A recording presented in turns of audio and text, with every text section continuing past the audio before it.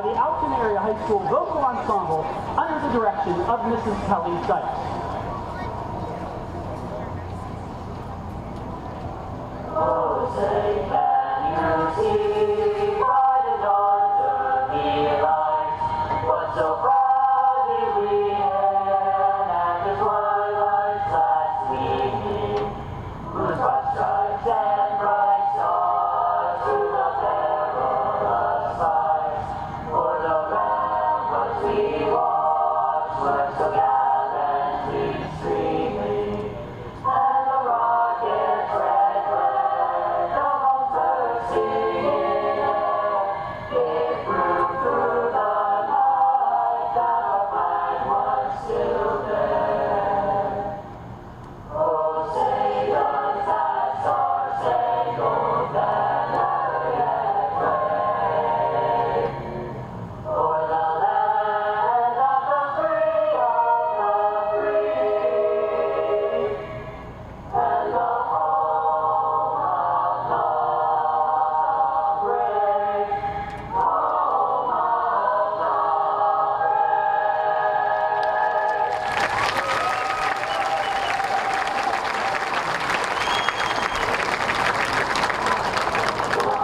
the gentle mountain breezes from the golden west bring thy peaceful evening tidings to the age past. Whisper to us words of pleasure as the dim twilight softly gathers round our colors. Here maroon and white.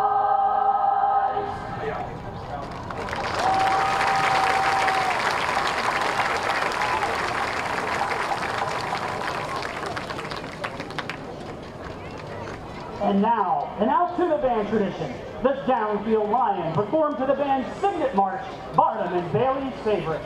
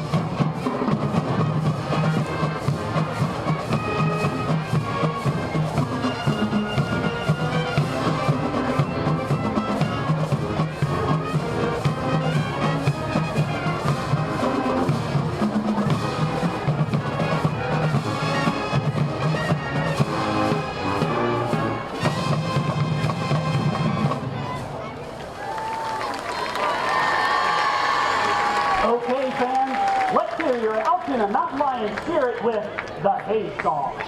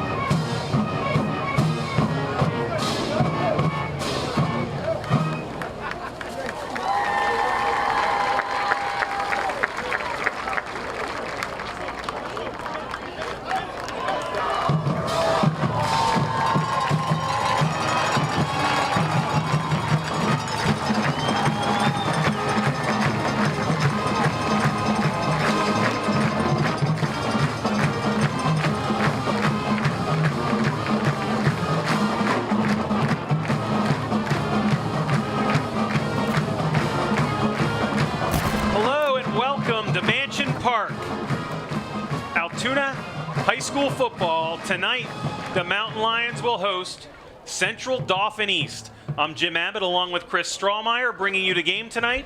After three opening victories for Altoona, first time since 2007 that we started the year 3-0. Tonight they have a CD East team coming in who is much improved under a brand new head coach, Chris.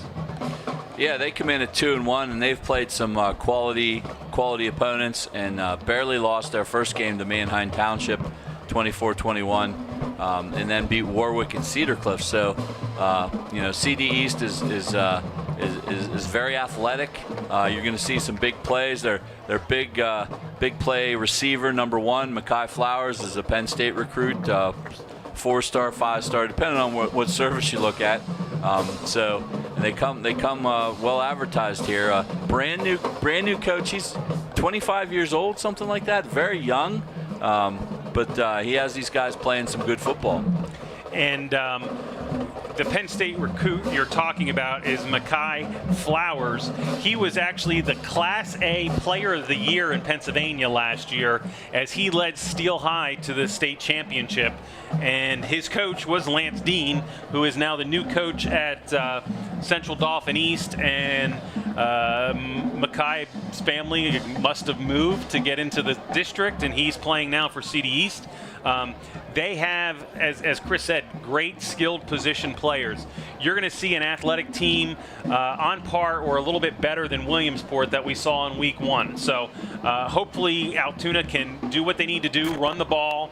I believe that's the game plan, is try to get everything going behind Stroup and run the ball and keep it out of the hands of their playmakers. Yeah, exactly. And as usual, with this Vince Niedermeyer coach team, do not turn the ball over, possess the ball, do not commit penalties, and on defense, don't give up the big plays, which is easier said than done against this squad. You'll see Flowers back returning punts and kickoffs. for CD East. So they get the ball in his hands as much as possible, and he's very athletic. He makes people miss, and he has very good size, 6'1", 185. Another guy, Tymir Thornton, 6'6", 205 receiver. He's a senior for CD East. You'll see him out in open space. They just throw the ball up to him, and he's a large fella, and he makes some big plays for them also. Their quarterback, number 9, Terrence Jackson Copney, didn't start the year as quarterback, but due to injury, he's been in there, and he's done a fantastic job for them, both throwing and running with his legs. Had a 50-some-yard touchdown last week against Cedar Cliff.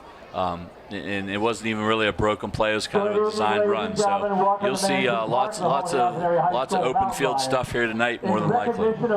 Yeah, and as we said, this isn't all just Flowers. The backup quarterback had also played some wide receiver and some other things. But when Tony Powell went down with an injury in week 2, he stepped in. And last week, as Chris said, they beat Cedar Cliff 20-7. But Jackson Compney had 13 carries, 134 yards and a touchdown, and he was also 9 for 19 for 96 yards. So he is a dual threat. He likes to start to scramble and then he will run. So the Mountain Lion defense is going to have to contain him.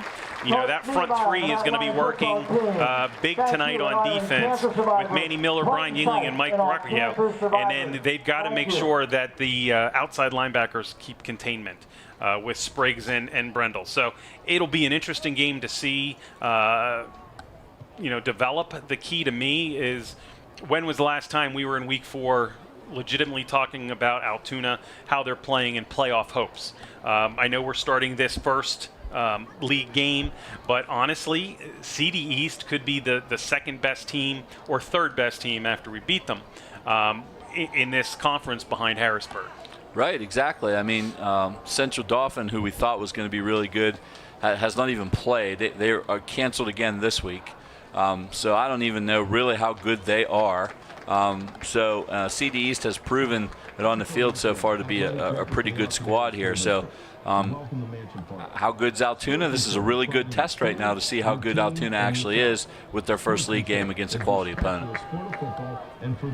One of the big changes this week in Pennsylvania football was there are teams that are basically saying they can't play due to COVID purposes.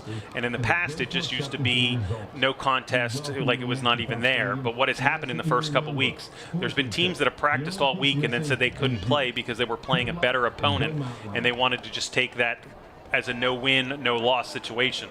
So as of this week, if a team cannot play due to COVID purposes and the other team can't find a replacement, it will go down as a win for the team that was ready to play and a loss for the team that cannot play.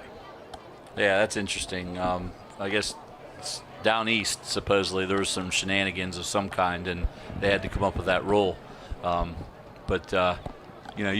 If you want to cancel, you better go find the team you're playing another game so that you don't get the forfeit loss.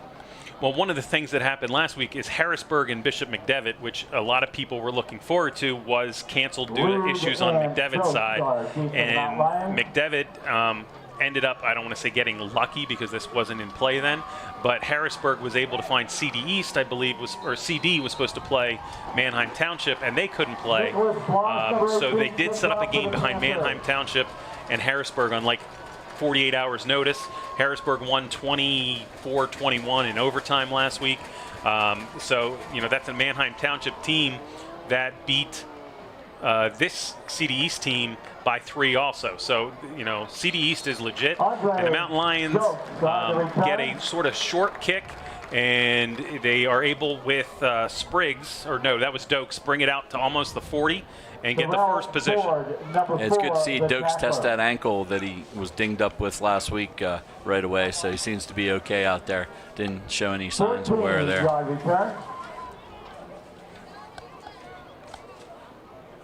So the Mountain Lions will come out for their first offensive possession here tonight. And as normal, they're in their double wing with a 2-receiver set to the right. Handoff right up the middle, and there goes Strout. First carry, nice gain. We'll give him 9 yards. That was a good movement on the left side of the ball from the Mountain Lions.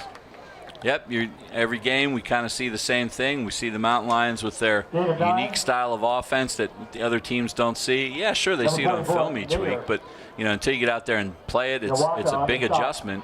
And Mountain Lions kind of just punch you in the mouth right up the middle here, typically on the first drive, and until the other teams adjust, it's usually very successful. And they ran behind Manny Miller and Brian Yingling. This time they come to the right side. And this is a keeper by Steinbugle, and he's able to pick up 2 yards and the initial first down of the night. And that's a read.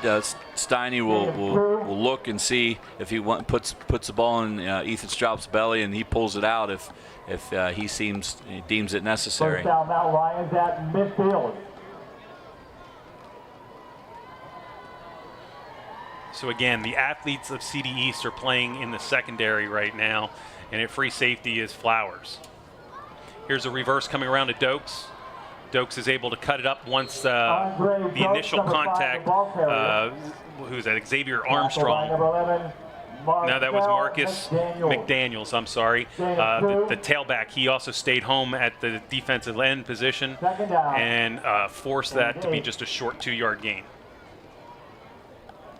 Yeah, the Mountain Lions are definitely going to have a little bit of trouble trying to get to the edge against CD East. Again, I think that power football with Straup up the middle is the key to tonight. And there's that handoff right up the middle to Straup. He pushes the pile ahead for another 4 yards. And it wasn't just him pushing. It seemed like the entire team, the linemen and extra receivers were all pushing that pile forward. So we'll give them 4 yards on that, and we get a 3rd and 4 here. The Mountain Lions at the 44. Again, no score early between Altoona and CD East. At the 44-yard line. Yeah, CD East has a big fella in there, 305-pound Mercurio Clark, number 73. Interesting to see how much he gets in the way of that run game up the middle. Straup gets a quick handoff. He's only able to get a yard. So are you going to kick and try to pin them down, or on a 4th and 3, are you going to attempt to go for it at the 43? It's 3. I think you kick it. And if it was 1, yes. It looks like they're gonna. And here is the Mountain Lion punt team, and again the punter is Straup. Flowers will be the only man back. He's standing about the 12 or 13. Now it'd be interesting to see if the Mountain Lions just kick the ball away from him, out of bounds.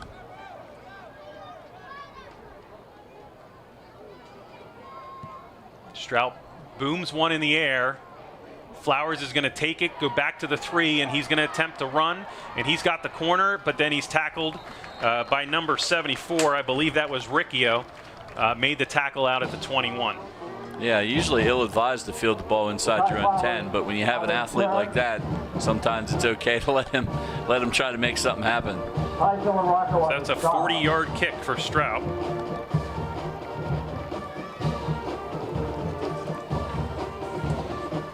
And again, the Mountain Lion defense, they're not big up front, but they're quick. So we got 4 receivers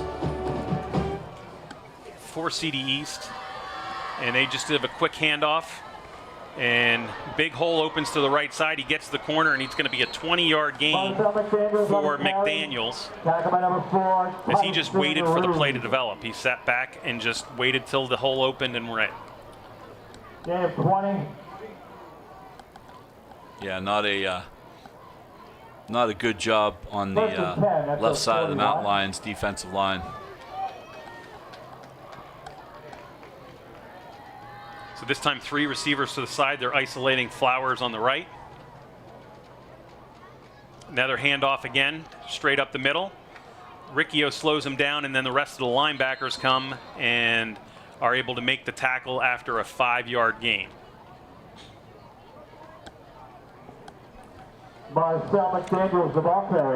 Second and 5, 7:55 to go here in the first quarter between CD East and Altoona. This is CD East's first drive of the night.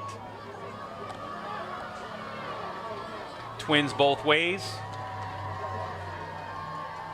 CD East likes to spread out their offense as much as possible. There's a quick pass to the outside to Flowers. He makes the catch and is tackled immediately, but he is able to pick up 8 yards on a first down. And that's Dokes out there with the tackle. And the Mountain Lions kind of give these guys a cushion. I mean, they don't want to get burned deep. They know how athletic they are. And we'll see how patient CD East is with taking what the Mountain Lions are going to give them. Hopefully it'll be a bend but do not break situation for the Mountain Lions. That's kind of the idea. Same formation again. This time McDaniels is to the right, and it's going to be a handoff to McDaniels. And he looked like he was going to be stopped immediately by Yingling, the nose guard, but he spun him around and was able to pick up a few extra yards. And we're going to give that down to the 42, so 43, so gain of 4.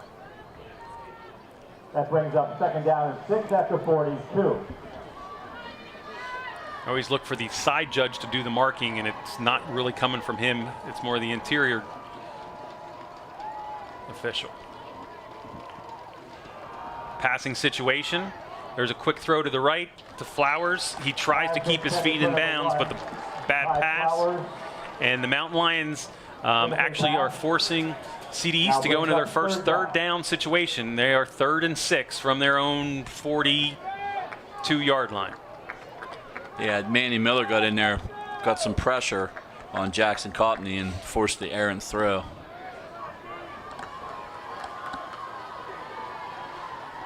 So a power 2 receiver or 2 running back set in the backfield, and there's the handoff to McDaniels, and he is caught from behind by Bron Mosley and tackled right there for, we're gonna give him a gain of 1, but it's now 4th and 5. I think in this situation you're going to see CD East go for it. Yeah, you probably will. It's No. 5 yards to go. Well, they have a couple guys coming out, but they're all low numbers. Yeah. So I think you're going to see some sort of situation with a quick pass or a quick screen. This time they got trips to the right. Flowers is still out there. And they're isolating Thornton to the left. Mountain Lions look like they're coming on a blitz. And it's a quick quarterback draw, and he is tackled for a loss of 2. And the Mountain Lions will take over on that play. Yeah, Mike Riccio gets in the backfield, and the blitz caused the lineman to be confused, not know who to pick up. Mountain Lions very aggressive there, and it works out in their favor. Gives the ball back to the Mountain Lions here in decent field position. Well, one of the tendencies from last week was that he likes to pull the ball down quick, and I believe that was actually a design quarterback draw. Right. But they used him a lot on 3rd down in a long situation because everyone's worried about Flowers and the receivers. And, you know, Jackson Copley has been able to pick up big yards this year. So the Mountain Lions come out for their second possession. They have an end-over situation on the right and a big hole for Stroup as he gets to the corner and he comes across midfield, but there's a penalty. I think it's, I don't know if it's on face mask or something like that, to where it might be a personal foul on CD East. One of the Mountain Lions lost their helmet, so he has to leave the game. And they're saying an ineligible receiver? Oh no, it was a running play. That was a center, Dylan Ocker. I don't know what that signal is. Illegal, some kind of illegal block.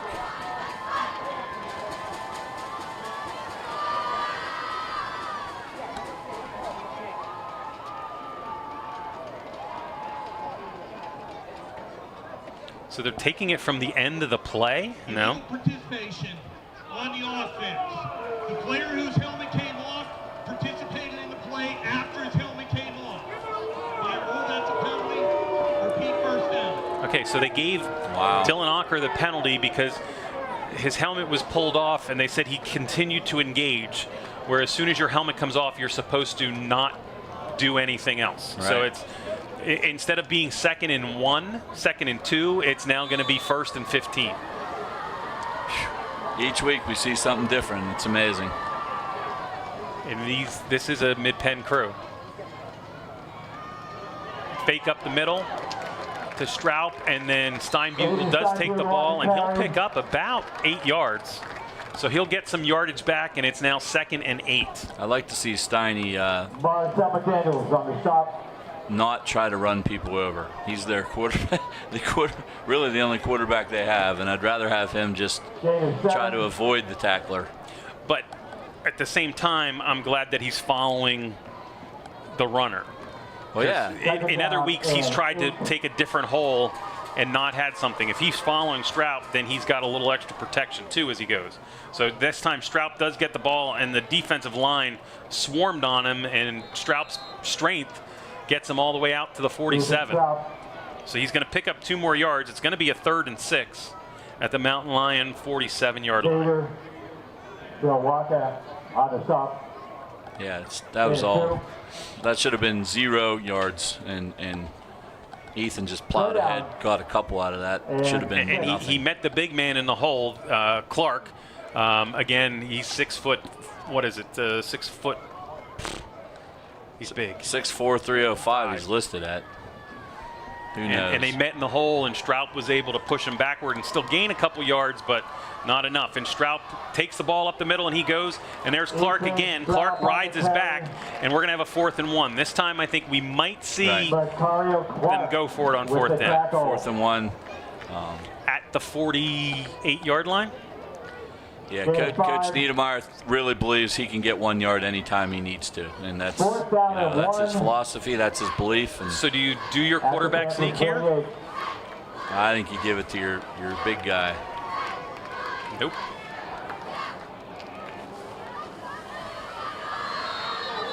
They originally started to come in midway through the 46. They finished right at the 47, which looks like the yard to gain. So he should have the 1st down, but I think we're going to get a measurement once the ball is set. Nope, 1st down. No measurement needed. So the Mountain Lions pick up a 1st down to get back that from the penalty. So they had a 1st and 15 instead of a 2nd and 1. And on the 4 plays, they're able to get 15 yards and a 1st down. Yeah, and that's, you can run the quarterback sneak there because you got Ethan Straub behind you pushing, which we've commented many times. Used to be illegal, and it's now very legal, and it is a good weapon to have that. Again, Steinbugle's coming up under center. We haven't seen him in these positions unless he's going to run the ball. Oh, but here's a pitch around to Dokes, and he's got the corner. He gets to the 45, takes a spin down to the 40. So Dokes is able to pick up 7 yards on 1st down. So they had that tight formation and drew the entire defense in, and then they pitched the ball out on the angle to Dokes, and he's able to go 5 yards before he has any contact at all.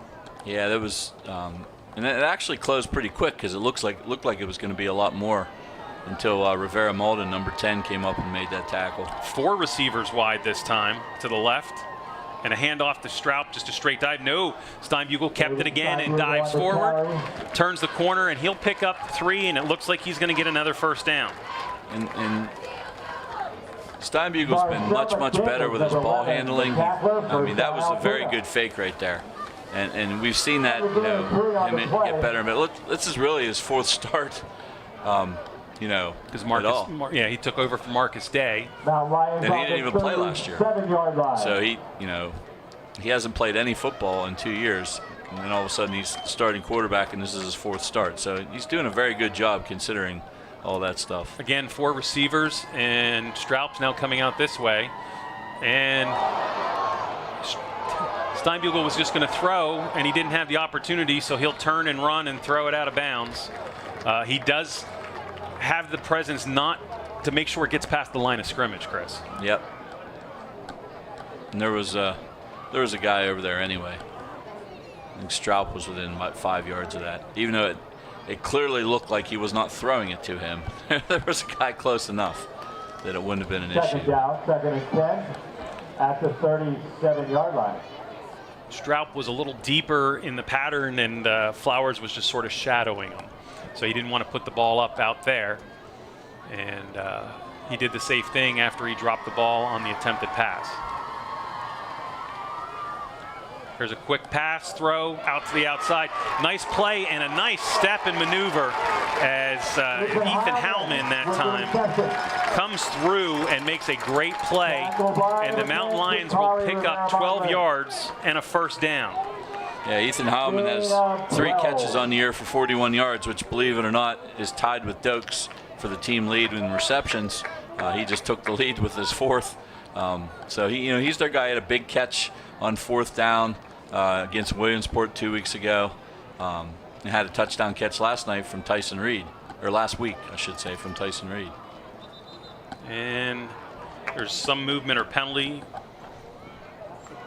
Yeah. Did the clock run now? They're saying it's on the defense. Dead ball. Encroachment on the defense. 5-yard penalty. Football stop. It's not like college or pro. Once you break the neutral zone, the plane of the neutral zone on the defense, it's blown dead in high school, and it's an automatic penalty.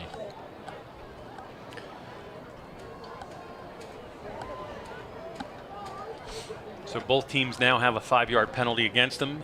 Mountain Lions will start in a 1st and 5 from the 20.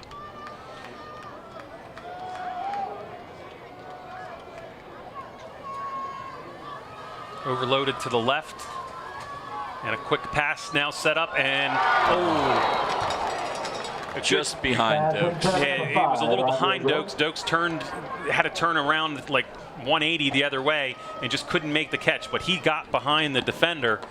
And if that ball was in his wheelhouse, that's a walk into the end zone. So 2nd and 5, good attempt, good throw on on 1st down to try something a little bit different out of your comfort zone.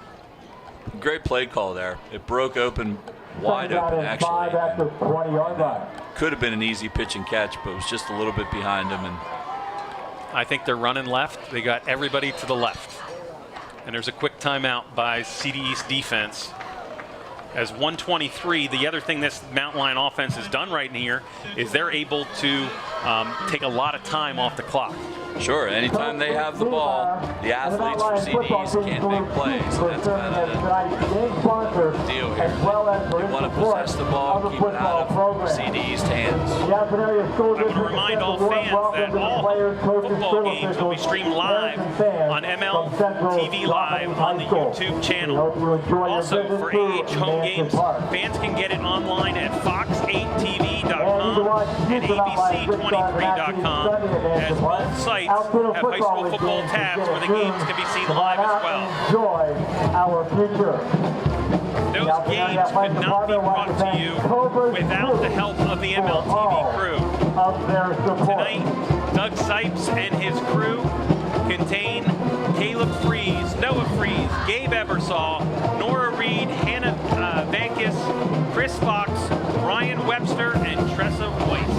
Thank you guys for bringing these games and images to the Altoona fans. So we're coming out of the timeout, 2nd and 5. Central Dauphin wanted to make sure they aligned correctly. It looks like the Mountain Lions are starting in the same formation. They have an extra blocker to the left and a wing to the left, and Dokes on the right. So it's either going to be a pass to the right or a handoff, and there's the handoff to Dokes. And it took a little too long to develop as the first wave of defenders were blocked originally, but then tackled, came into tackle. I think he's going to get 2 yards. Yeah, Dokes, he was a little undecided whether he wanted to cut it up or take it to the outside. And with his speed, he can take that ball to the outside. So he pitter-pattered a little bit there and only got a couple out of it. So 3rd and 4 is completely manageable here for the Mountain Lions. Definitely 2-down territory for them. They may elect for the field goal, but I don't know. I think if it's 4th and less than 5, they're going to go for it probably. So you got trips to the right. Same formation, opposite side. Stroup up the middle. He got a pile behind him pushing, and he's able to get down to the 14 for 5 more yards and another Mountain Lion 1st down. And that takes us to 30 seconds to go in the quarter. And I don't think the Mountain Lions, they don't need to snap here. I think they're going to wait. And they're going to take the ball and take it into the 2nd quarter. So the end of the 1st quarter here is going to be 0-0 with the Mountain Lions driving with another 1st down.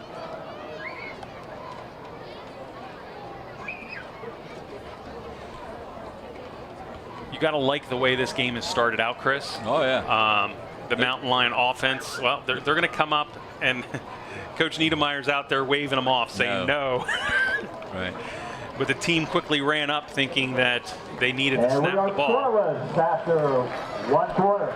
Yeah, it's a pretty good start for the Mountain Lions. Seed East got a couple first downs in their only possession, then turned the ball over on down. So they had the ball for a short period of time here the first quarter, and the Mountain Lions have had the ball the rest of the time. They need to turn this into points, and I think they'll be right where they want to be.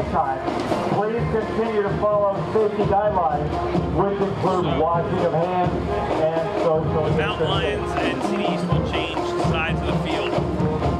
Again, while we're in between the quarter, I just want to go through and let you know one of the best players in the state of Pennsylvania, Makai Flowers, is lined up for CD East tonight. He is playing both receiver. He has a catch so far tonight, and he's playing free safety on defense. But he was the player of the year last year in single A, moving to CD East from Steel High this year to 6A. And he is one of the leaders, even though he's new this year as a senior, he is one of the leaders. Last year he caught 60 passes, had over 1,000 yards and 15 touchdowns. And that led not only to that, but 36 tackles, 5 interceptions, and 10 breakups. The player of the year and how he played is why he's going to be playing on Saturdays at Happy Valley. Yeah, and he sells hot dogs and takes tickets too, I think. I mean, he does it all. So, definitely another reason why the Mountain Lions possessing the ball is a huge factor here tonight. So the Mountain Lions come out. They have a wing to the left, 2 receivers to the right. Straub coming around to the left, and he sort of cuts right back up behind center. He'll sort of dive forward, and they're trying to rip the ball out. He'll get down. We're going to give him the 13, so we're only going to give him a gain of 1. But once again, that should have been nothing. So at least he goes forward, keeps his momentum forward, and if he can get 1 or 2, a couple every time, it should be 0. That's extremely helpful, keeping this team on schedule. And that play is a designed, it looks like it's supposed to go left, but it's a designed cutback as the blockers are all pushing to the right. So he sort of just loops around and then follows in behind the center. Quick handoff this time. Straub gets the hole. He's able to break through the 10 and down to the 8-yard line. So we're going to give him a gain of 5. So it's going to be 3rd and 4 at the 8-yard line. 3rd and 4 is what the Mountain Lions like. 3rd and 4 or less is perfect for them. They can get either the first down here or get it close enough to plow ahead for that extra yard. 3rd down and 4 from 8 on 4th down if need be. Early stages of the second quarter, Mountain Lions on a drive inside the 10-yard line of CD East. Dokes comes around behind. They do hand off to Straub up the middle. Straub wants to get on the carry. And it is now going to be 4th down as he gets down only 1 more yard to the 6. So it's going to be a 4th and 3. They might kick a field goal here, 4th and 3, and that's what they're going to do. Yes, they're bringing out the field goal group. They want to get some points on the board from this drive, and it's been about a 9-minute drive. So Palilla's 1-1 on the year in the field goal department. He kicked a 22-yarder week 2, I think it was, against Williamsport. This should be a 23-yard try. Yeah, just short of 24, so we have to officially say 23. It's a little more than an extra point. It's directly in the middle of the field, snaps down, kick is up, and it is good. The Altoona Mountain Lions take the lead on Ian Palilla's 23-yard 23-yard field goal. Yep, so getting points was critical there. They would have liked to have 7, but points, you got to get points when you get down in that red zone area every time. So Palilla keeps his streak. He is perfect on both kicks and field goals that he's attempted so far this year. Yeah, I think he got credit for a miss in that Holidaysburg game, but it wasn't his fault. I think the hold was bad.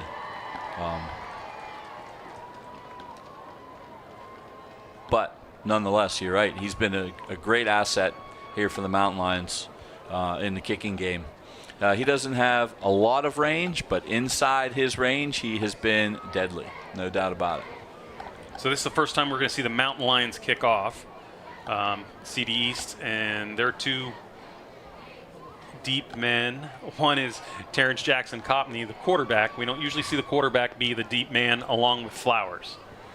So you have probably their two most explosive players, and believe me, I'm saying explosive. You have Marcel McDaniels, who is one of the leading rushers in the area, and he is explosive too. But these two guys can fly. If they get a hole or they get some space, it's going to be interesting. So let's see how the Mountain Lions handle this. So they kind of squib it, or Cohen Crawford, will he try to kick it deep? And the kick is deep. This time it's over to Jackson Copney, and he'll take it about the 6-yard line. And he cuts to the outside, and he's looked like he was going to do something, but the Mountain Lions converged on him, and he only got out to the 29. They're going to give him the 30 just to put it on the 30, aren't they? Yeah. Yeah, because that's what they do. So CD East will start their second position, down 3-0 to the Mountain Lions, and they'll start at their own 30. 9:47 to go in the half. You know, it's interesting. I think Coach Niedermeyer's made a few changes on the kickoff return team because it was kind of suspect before. I see a lot more starters on the kickoff return team. There's a holding on the return, so a 10-yard penalty, and CD East will be forced to start at their own 20, not their 30. So Yeah, let's see if the Mountain flag. Lions can use this, or is the extra green just give them more space? You got Thornton to the right, Twins to the left. Quick handoff. This is coming out to McDaniels. McDaniels finds a hole. He'll cut to the outside. And McDaniels is cross midfield, and he's going to get pushed out of bounds about the 35-yard line. So first play, McDaniels is able to break it.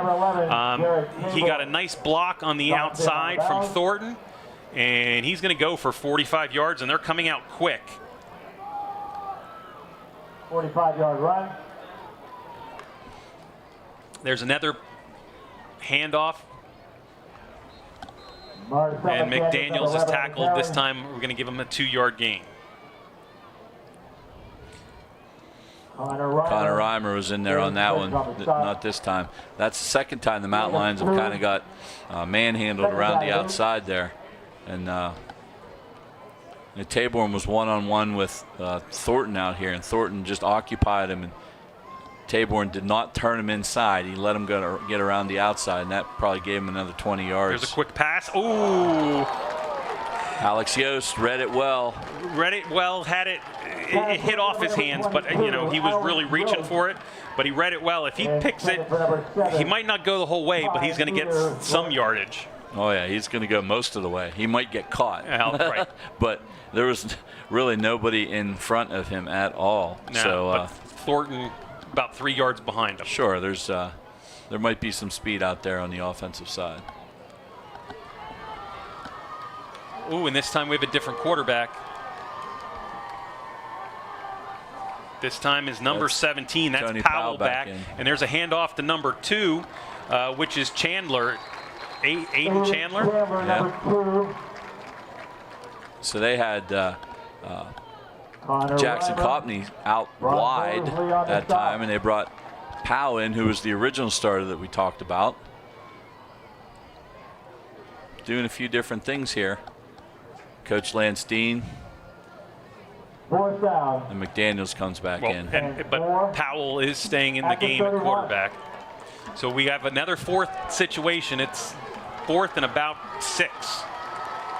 Trips to the left. Thornton by himself to the right. McDaniel next to Powell. Quick pass. Powell steps back. He's looking for somebody deep. He's throwing deep over the middle, and Taborn could have picked it off, but more importantly, he didn't, and the Mountain Lions will take over on downs at the 31. So the Mountain Lions will get the ball back.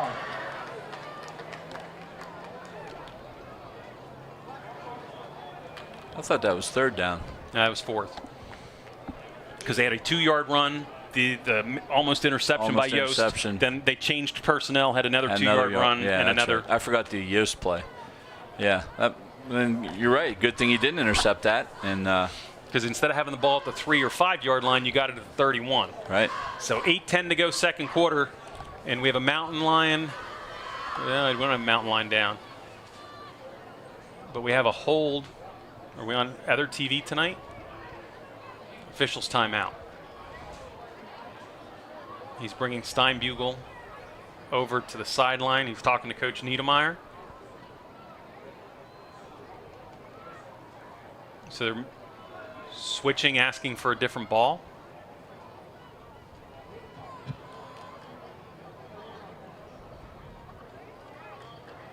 So Steinbugle went over to get a ball, but they don't like that, and now the official's talking to Coach Riccio. They brought a ball over from, I don't know what happened. But they changed out a ball with one that was from the opposite side of the field. I don't know.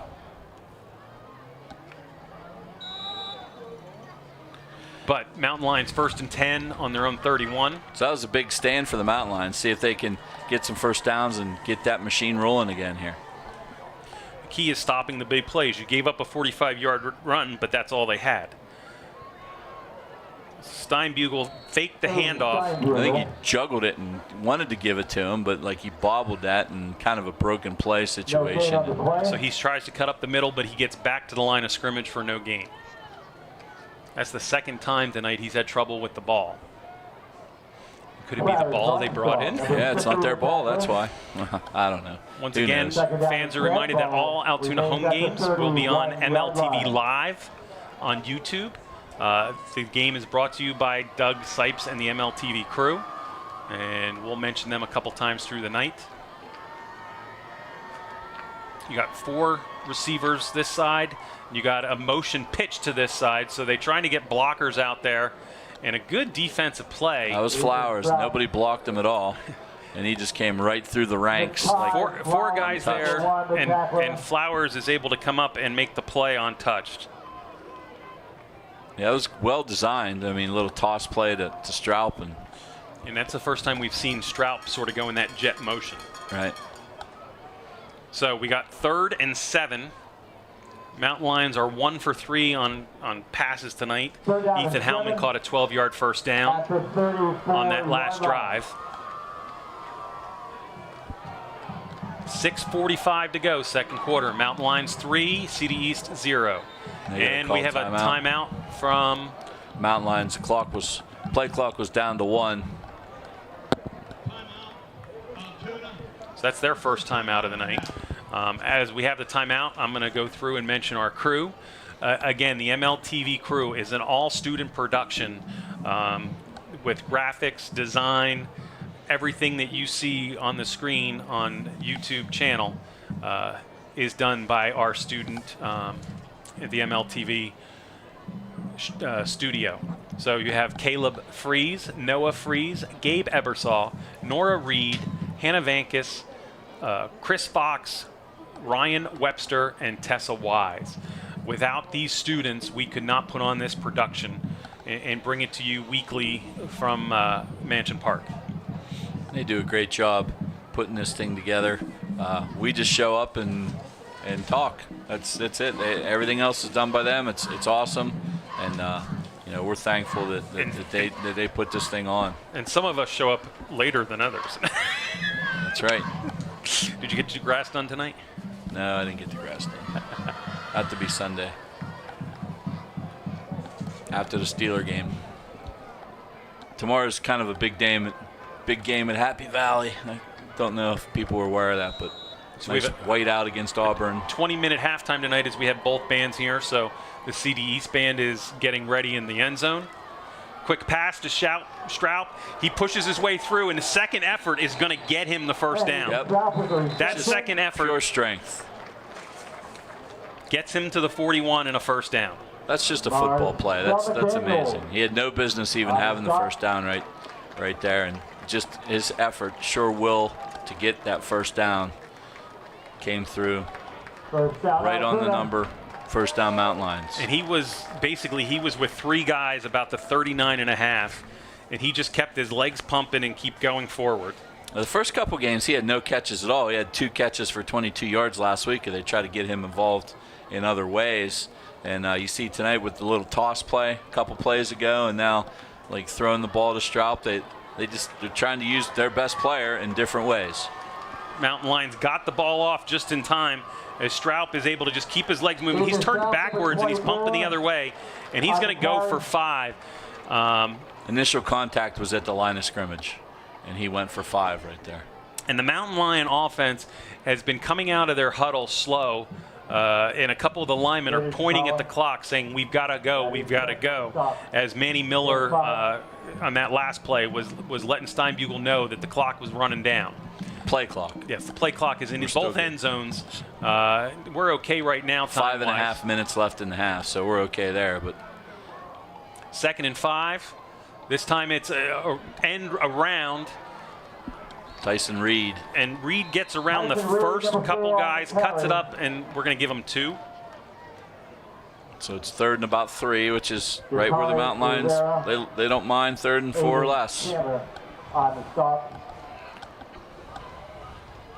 And again, what they're doing is they are using a lot of clock.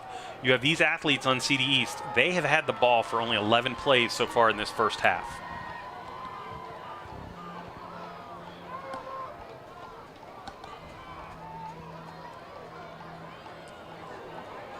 And good defensive play by number 10. That was Rivera Alden. He came through on a blitz, and Spriggs was on that carry, and yeah, he just came right through and like as if he knew it was happening. And Spriggs looked like he had a little room, and the Mountain Lions are going to punt on 4th and 3. I think if Spriggs got 1 or 2, they might have went for it. But with it being 4th and 3 and your defense is playing well, they went ahead and decided to punt. Oh my gosh, he could have run. He could have ran. And it's a deep ball, and it's going to slow down. Flowers picks it up at the 2 and tries to circle around, and he will be tackled at the 2. The entire team. That was way too slow developing for Flowers to try to do that. They're going to give him the 3, but so that's a 47-yard punt. But going back to that, the entire team turned their back and left. Straub could have just ran. Yeah, he took 1, 2, 3 steps forward, and then he punted. As you're saying, he could have just ran. 1 yard return. And I'm actually surprised that it wasn't like an illegal player downfield, because everybody was 5 yards past the line of scrimmage. Right. By the time he kicked the ball. So 2 running backs lined up. They're just trying to go in a power formation. And there's the handoff up the middle. Jackson Copley is up there, but the Mountain Lion defense strings out the run. McDaniels, I'm going to say he got nothing. Yeah, no gain. He got held for no gain the first time tonight. Dokes made the tackle over there. 3:41, 2nd and 10 from their own 2. And that run to the left side of the offense has not, been good for CDs. It's that run to the right side off tackle that's really given the Mountain Lions trouble a couple times tonight. Well, Spriggs is out to the right to hopefully be contained. And again, straight up the middle, and they're going nowhere. We'll give them maybe 1 yard that time. And this is absolutely not really CD East game. Their game is get their guys out in space, throw those quick bubble screens, things like that to get. So I'm surprised they're not like trying, Well, I think it's because of where they are. They're at their own 2 yard line. And they've had success with the run. But even so, out in the middle of the field, they're not really throwing those bubble screens and those quick Here's outs. 3rd down, and all of a sudden you got trips to the right. Yeah, this is where you might see. You got Flowers by himself on the left. You still have a running back, and it's a draw to the running back, and he gets loose, and he gets the first down, and he's got a lot more than that. Yeah, you got to contain out there, and that's been a problem over here on this side. Taborn's way downfield, and Spriggs is not containing. A gain of 27, and that will put him over the 100-yard mark on the night, because he now has 106 on 9 carries. It's amazing, but it's all in the middle of the field.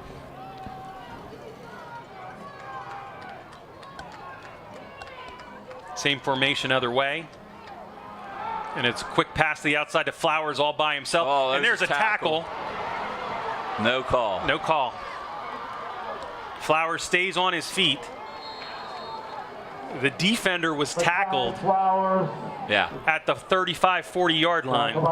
So 2 minutes to go, and now we get a gain from the 30 to the 20, a 50-yard gain on a play that the defender was tackled. Yeah, he came in. He took a shoulder to the blocker like you're supposed to, and the offensive player wrapped his arms around his back and pulled him down. That is absolutely a holding in front of everybody in the open field. That is not a good call right there. But those are the kinds of plays we were talking about, getting like those guys in the open field. That's what's scary. That's scary. You see how fast he went down the sideline. Flowers is definitely a great talent, and those guys getting in open field, very, very difficult to bring down. So we said this is the opening, right, of the conference tonight. So Chambersburg is at State College tonight. Cumberland Valley is at Carlisle. And then tomorrow, Harrisburg was supposed to play Central Dauphin, but that was canceled. Yeah, one of our old teaching mates here at Altoona High is now the superintendent down there, Dr. Norm Miller. He's the superintendent with CD East, too. Correct. Yeah, because it's the same school district, Yeah. right? CD and CD East, and he had made the decision to cancel some games for Central Dauphin. So I don't know where they're at with things now, but that'll be remain. We'll have to wait and see how that works out. Twins both ways. McDaniels gets the handoff to the left. He's looking to get to the corner. And he does pick up some yards. And around that side, the Mountain Lions have good support. It's when they run to the right side here. So we're going to give him 3 yards. And he went out of bounds, stops the clock. CD East. 1:54. They have 2 timeouts left. The Mountain left. Lions only have 1 left. Some clock management issues early. And we got Twins to the right, a wing and a isolated receiver to his left. Quick pass again to Flowers. He just steps back, and nice defensive play. Yost over there. I believe it was Yost. He's getting up slow, but yeah, Yost tackled him one-on-one for only a 3-yard gain. So it is now 3rd and 4. And I have seen Central Dauphin East try a field goal on tape, so they have a kicker. So this may be field goal territory for them. We'll have to wait and see if they want to. It depends on how close they get here on 4th down, whether they go for it or try a field goal down here. And we got a timeout. Oh, an injury. Injury timeout. A lineman, number 77, Isaiah Scott. Comes hobbling off a little bit there. He's on his own power, though. And the lineman that came in has his shirt sort of rolled up to the point that we can't see his number.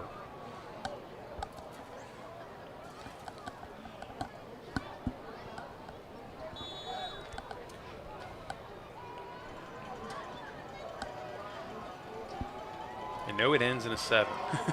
So it might be Isaiah. So Twins each way. Jackson Copley waits for the snap. There's the handoff coming right. The Mountain Lions contain it. Nope. He gets pushed out of bounds at about the 3. Once again, Spriggs has to get out there. He's not getting out there. Not containing. That left side of the Mountain Lion defense, right side for CD East.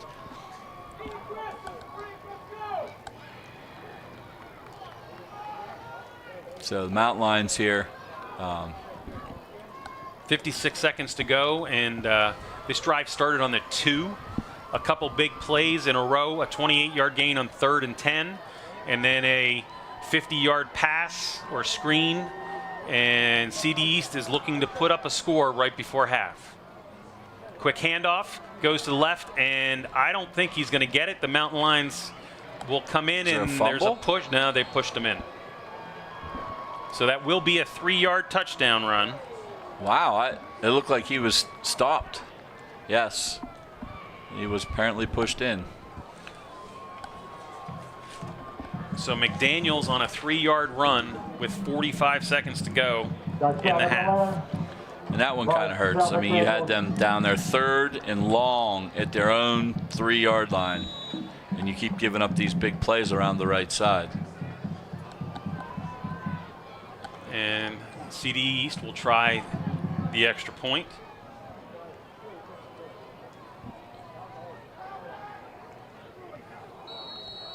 And it is up and good.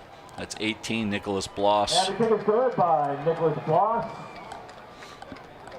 So CD East takes that 7-3 lead here, right at the end of the half. Very critical time in football, that end of the half, beginning of the second half stuff. Huge momentum thing. CD East will get the ball to start the second half also. So that's kind of big right there for Mountain Lions' chances here. You know, they've kind of semi-controlled this game in the first half, but couldn't score, really. They got 3 points out of it, and CD East finally gets on the board with 45 seconds left here in the half. And the big thing is the Mountain Lions need to regroup at half, but they're going to come out and be playing defense again. Right. So CD East gets the ball to start the second half. They need to come out and have a stop on that first defensive drive. So the score is currently 7-3, 45 seconds to go. CD East is kicking off. After the halftime show, again, Nicholas Bloss on that extra point. But, you know, so far, 12 carries, 123 yards for Marcel McDaniels, and a majority of those yards are to the right side of the Mountain Lion defense. And we've got 7 winners we'll be announcing. That'll be after the halftime show. Tonight is the annual Gold Ribbon Night. Be bold, gold, gold. To support childhood cancer.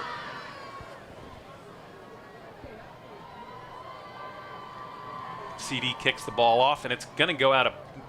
Nope, it's going to just die at the 21. Just died.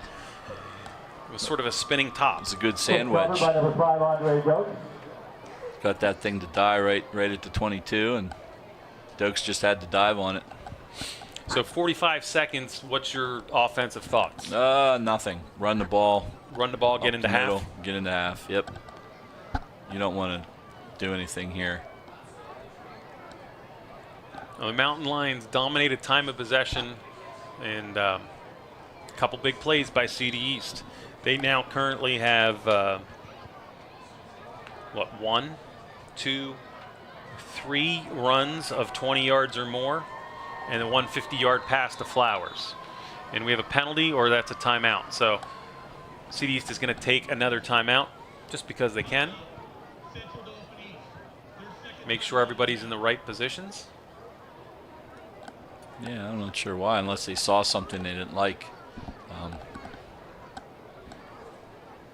Again, there's multiple ways to watch the Mountain Lions when they play at home in the Mansion Park Stadium. So the first, you're always reminded that games are on YouTube. They stream live on Mountain Lion Television. Just go MLTV Live, and you can pull up the game. You want to wait and watch it on Sunday. You want to rewatch it.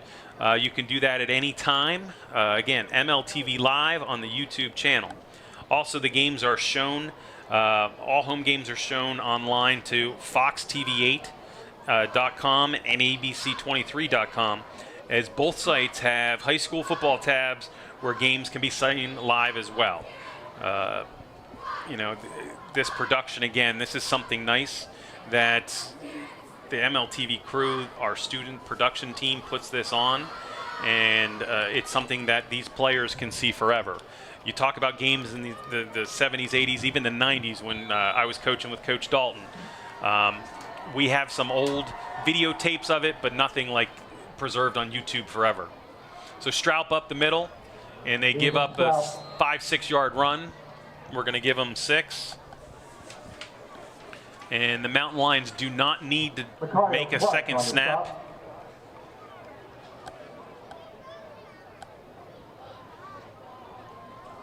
And it does not look like Coach Niedermeyer is going to call a play, as the Mountain Lions will stand back there. There's 20 seconds to go in the quarter, 21 seconds on the clock to snap, so they can just let the clock run out.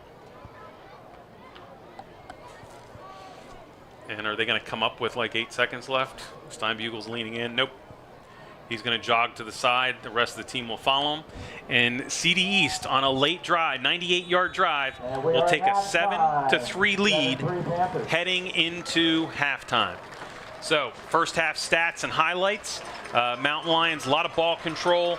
Ethan Straub has 47 yards on 12 carries. He also has a couple catches. The Mountain Lions have been trying to get the ball to other people. They have run more offensive plays and have a lot of yardage. They had more than CD East until that last drive. And Steinbugle is 2 passes, 19 yards. And Mountain Lion defense is just giving up a couple big plays to these talented athletes.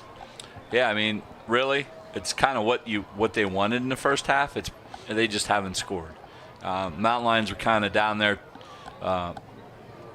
once to get their 3 points, and you'd like to get 7 there.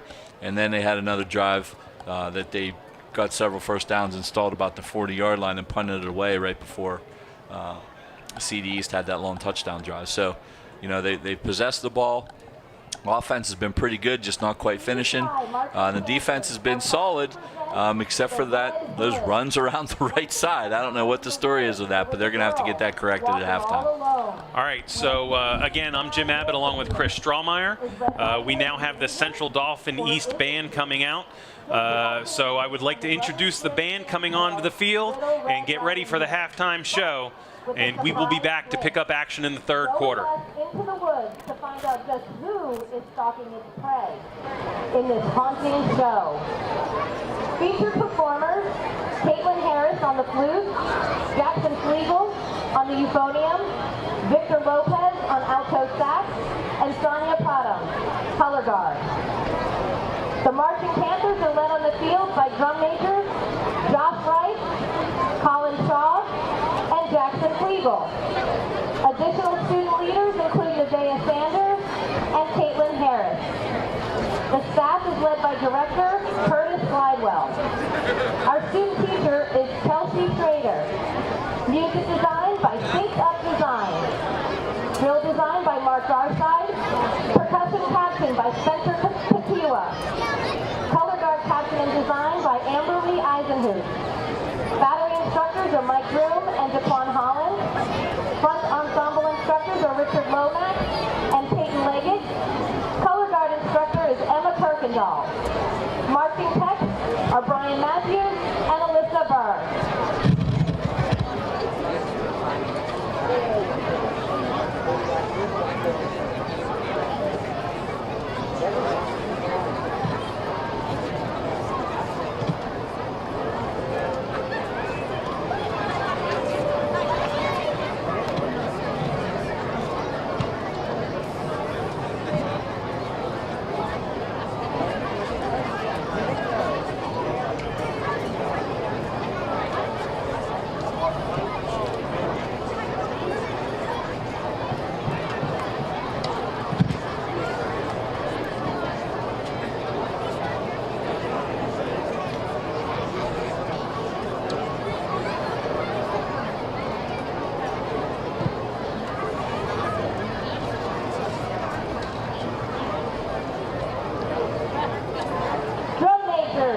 Is your band ready?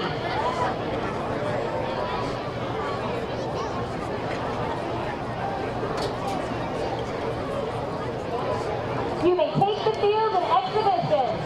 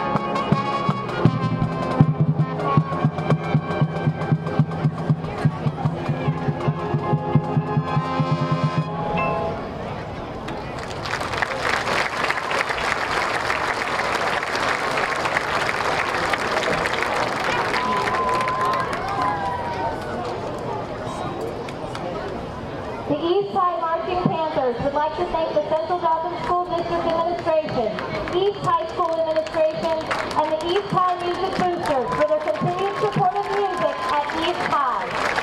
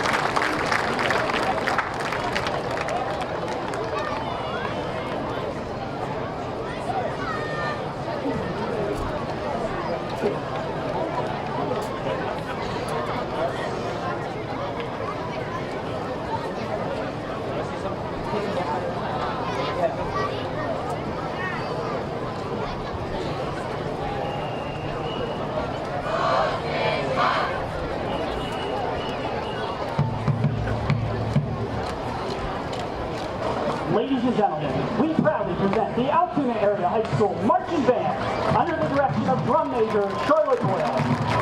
The majorettes are led by Captain Carly Van and assisted by Co-Captain Maddie Hughes.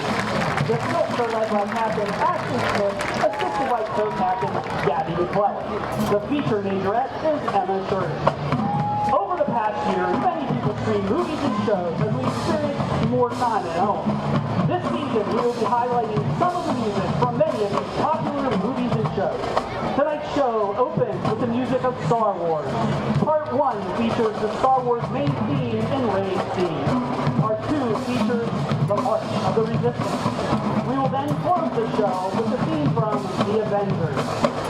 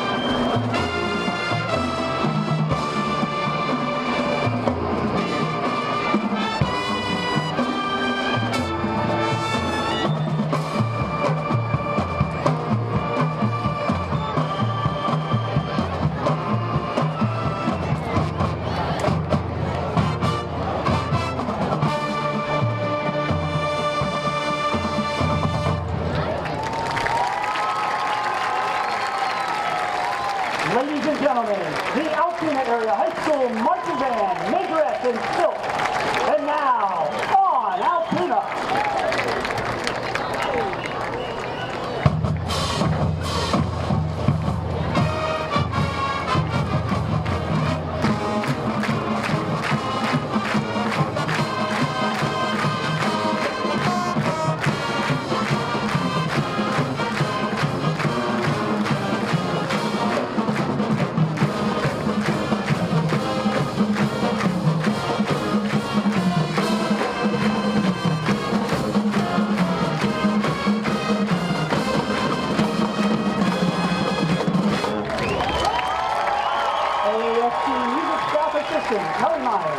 AAFC Music Staff Assistant Anastasia Hall, Majorette Advisor Kelly Detweiler, Silk Advisor Lisa Moore, Percussion Instructor Mike Baker, Band Assistant Drew England, and your Band Director Larry Detweiler.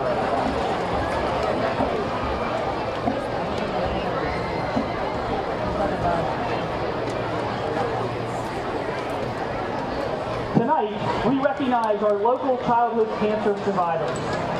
We are blessed to have survivors Gage Carnicella, Colton Sykes, and Timothy Boyles with us. We also remember all children who have lost their lives to cancer way too soon, but especially tonight we remember 11-year-old Ebner student Kaylee Cruz, who lost her earthly battle this year in February. The candle her friend Eva is holding is a reminder that Kaylee's light will continue to shine through those of us who choose to light candles in the midst of darkness. At this time, we recognize the winners of the 2021 Brian Morden Foundation theme of Alex's Million Mile and the Go for the Gold competition. Congratulations, Pleasant Valley Elementary, first-time winner of the annual Brian Morden Foundation theme of Alex's Million Mile competition. Pleasant Valley Elementary lost 637 miles, over 1 mile per student. Representatives from Pleasant Valley are accepting on behalf of the students and staff. The secondary school winner of the Go for the Gold competition continues its streak for the 10th straight year. Congratulations, Altoona Area High School. Accepting for students and staff is Principal Andrew Neely and student representatives.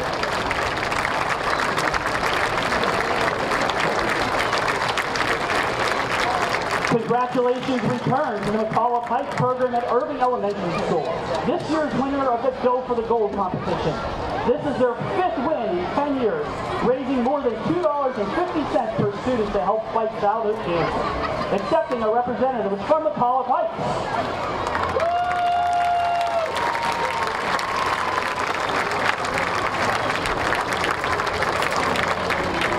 Our final presentation this year is very special. Kaylee Cruz's school, Ebner Elementary, did not waver in their love and support of Kaylee's battle with cancer from the time she was diagnosed in 2018. In addition to organizing 3 dress-down days, 2 of which were district-wide for the family, Ebner also planted a tree in their memory garden and dedicated the stage area to Kaylee. The Brian Morden Foundation is very proud to partner with so many caring, compassionate students and staff, and we'd like to present representatives of Ebner Elementary with an Itsy Bear, a candle to remind them to keep lighting candles in the midst of darkness, and a poster with some precious pictures of Kaylee.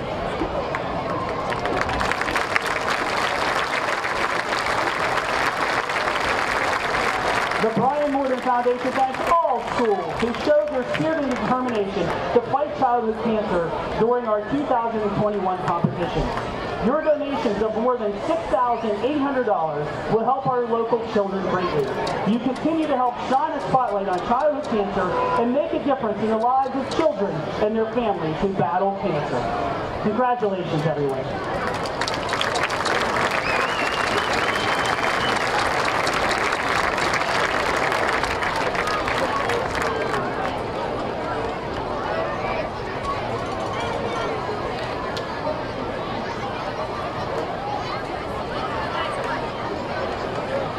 We've got the winning number to the 50-50. It'll be up on the really big board. It's worth $746. Report to the flagpole if you've got the winning number. 778-738. 738 worth $746. Report to the flagpole if you've got the winning 50-50 number. And we've got some more numbers for you. If you purchase a postcard with a gold ribbon from the Brian Morton Foundation, look for a number on the back of the card, and we'll have some winning numbers. And by the way, report to the Brian Morton Fund table to claim your prize. Here are the winning numbers we're going to post on the board. Welcome back to Mansion Park. We're getting ready for the third quarter here tonight. The Altoona Mountain Lions against Central Dauphin East, and the score at half is 7-3. Central Dauphin East had a couple big plays right before break and scored with 45 seconds left. The Mountain Lions started the scoring with a long drive and an Ian Palillo 23-yard field goal, and that's where we're at, 7-3 right now, Chris. Yeah, the Mountain Lions kind of did what they wanted to do on offense. They possessed the ball. They got first downs. They just couldn't finish. You know, they ended up settling for 3 on that one drive, and they had a couple drives stall around the 50 and the 40-yard line of CD East, respectively, and they just couldn't finish and get down there. And they had that bend but not break mentality the entire half until the last drive when they gave up that touchdown. But it's been a pretty well played first half. No turnovers, a couple penalties here and there, and a few big plays kind of for CD East, but none for touchdowns really. And one penalty that was not called that, you know, was very big on that 50-yard run, the pass and run, I should say. Flowers caught a screen. The other receiver went out and tackled the Mountain Lion defender. I think that was Yost that got tackled, and then Flowers got 40 yards before he was even touched and then pushed out of bounds at the 20. So the key to the Mountain Lions here coming out in the second half, they are going to start on defense. They're going to have to come out and muster a play like they did in the first quarter, where they're able to stop CD East on. They haven't lined up for a punt. They've been stopped twice on 4th down plays and haven't scored. But that last drive, they found something that they were able to run with Marcus McDaniel, who has over 120 yards in the first half on 12 carries. They found something to the left of the Mountain Lion defense, and that's something they hopefully have fixed at halftime. Yeah, and I'm sure Coach Adams has addressed that with that side of the defense, and because all the big plays, like all the big running plays, came around to the right side of CD East, to the Mountain Lions left of their defense, and you know, that's going to be an adjustment they have to make, or CD East is going to continue to do it. And you know, the running back has kind of been the show. McDaniels with 100+ yards there in the first half. We kind of expected those wideouts, the big play, Tamir Thornton and #1 Penn State recruit Mekhi Flowers to make some big plays, and Flowers did have that big one on the last drive. But it's been the running game that's really hurt the Mountain Lions thus far in the first half. They've only completed 3 passes, all of them to Flowers for 61 yards, but rushing the ball again, McDaniels has over 120 yards at this point. So again, I'm Jim Abbott along with Chris Strohmeyer. We're getting ready for Crawford's kickoff to begin the second half, and the first time they kicked it deep, and Crawford lines up and kicks it bouncing through the middle. It will be picked up this time by Flowers, and he cuts right through the defensive line, and he's got Crawford to beat. He sidesteps Crawford. Yost pushes him out of bounds after about a 70-yard gain. Yeah, it's a big return, and that really hurts. That's something that we were really worried about coming into this game. Flowers making those big plays in the open field.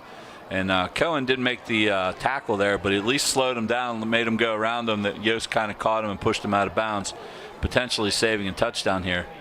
Mountain Lions will have yeoman's work here to stiffen up with a short field for CD East. So CD East will begin on the Mountain Lion 28-yard line.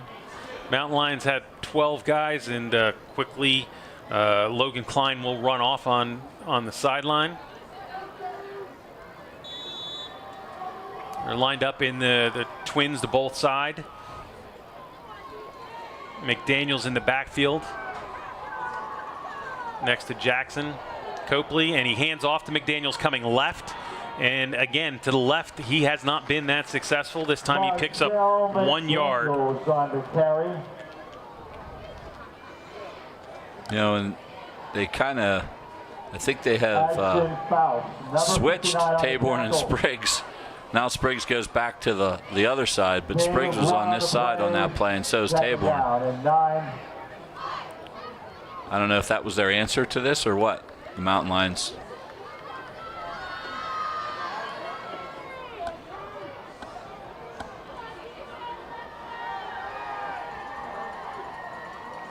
Trips to the right. And Jackson Copley goes back, throws it into the end zone, and it's stepped in front of by Taborn. He came a little too far in front as he's able to touch it and knock it out of the way, but he's not able to intercept it at the goal line. Yeah. That would have been a big turnover if he could have come up with that ball. That's a big play there. Intended for Thornton down there, and Taborn's really the only one of the Mountain Lions can match Thornton's size. Thornton's a monster. He's like Megatron. He's 6'6", 205 down there, and Taborn goes up there and almost makes a big interception there, but at the very least knocks it away. Sets up 3rd and long for CD East. Shotgun snap, handoff going right. That's where he's had big yards before, and he's got big yards again as he breaks the corner. He goes outside, and he does not get into the end zone, but I think he's going to get down to about the 4-yard line. So again, another big play to the right as they run a sweep to the right. McDaniels picks up 23 more yards and a first down, 1st and goal at the 4-yard line. And that's truly amazing how they can't run to one side. It's amazing. Well, you now have the 2-back formation. They're lined up in an I. And it's going to hand off, this time coming left. And again, he's caught from behind and loses a yard. And I believe that was Manny Miller coming around behind him, making the play and a loss of a yard. So it's 2nd and goal from the 5. Yeah, great penetration there by Manny Miller. But it is sort of amazing that they are not gaining yards sweeping left, but they're gaining big plays when they go to the right. And it's also, I don't know why they don't just call it every time until the Mountain Lions stop it. Again, you have the 2 receivers. You have a tight end in, which they don't usually run. I formation, handoff again up the middle to the right, and again the Mountain Lions come through, and wow, that was a great play by Bron Mosley. Manny Miller in there again. But Mosley came through, made the initial hit, and it was a 3-yard loss. And it's 3rd and 8. So the Mountain Lions gave up a little on the, well, they gave up a lot on the opening kickoff, and then the big 23-yard play, but their defensive line has done a great job on those last 2 plays. CD East comes out again with 4 receivers set. McDaniels lined up to the right of the quarterback, and we're going to throw a little pass out to the outside. They're just throwing it up in the air, and it was, again, almost picked off. That time, I believe, was that Dokes? Dokes was there. And they're saying he caught it? He didn't catch the ball. How is that and now there's a penalty. He didn't catch the ball. What do you mean touchdown? The ball's laying on the ground. Well, what's the guy? The ball bounced on the ground. Nobody caught the ball.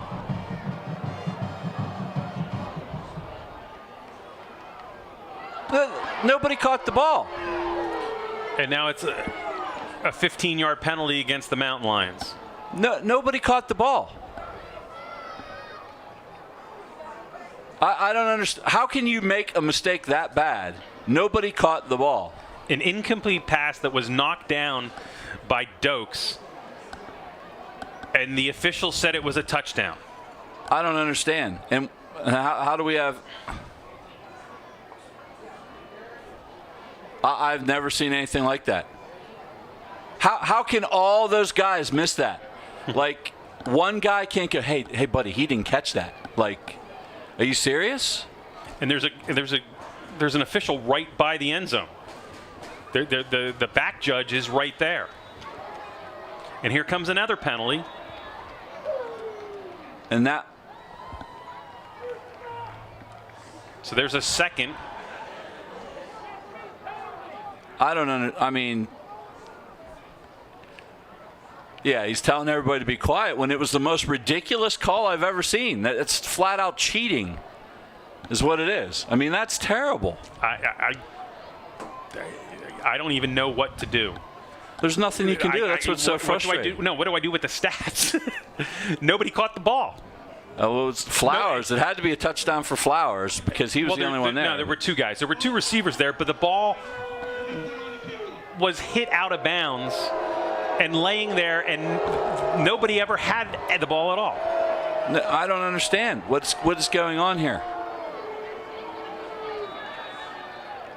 I mean, wow. I don't know what to say here. I don't even know what to say. The entire crew missed it. How can the entire crew miss that? That's getting good by number 18, Nicholas Block. 14-3 Panthers. I've never seen anything like that. I don't even know what to say. I've seen things like that up in Du Bois, but not like that in the mid-pen. With this type of conference and this situation, that the officials, the entire officialing group missed that the ball was incomplete and laying on the ground. How can that happen? And the ball is laying on the ground. We're going to get another penalty and unsportsmanlike conduct. And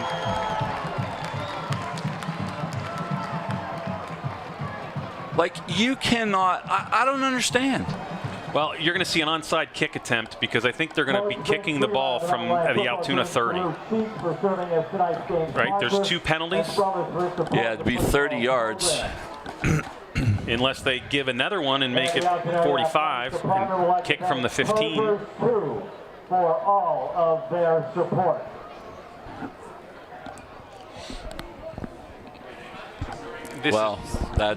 I don't even know. I mean, I've said this over and over, but like, I'm flabbergasted. So there's 15, and they're going to keep walking, and now they're going to take it down to the 30. Or is it two 10-yard penalties?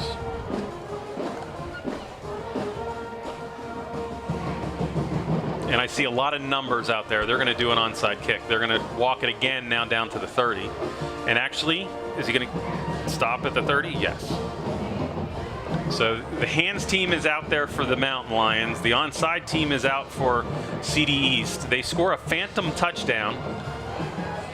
That the pass was knocked down by Dokes out of bounds, and then out of nowhere, the official comes up and raises his hand and says touchdown.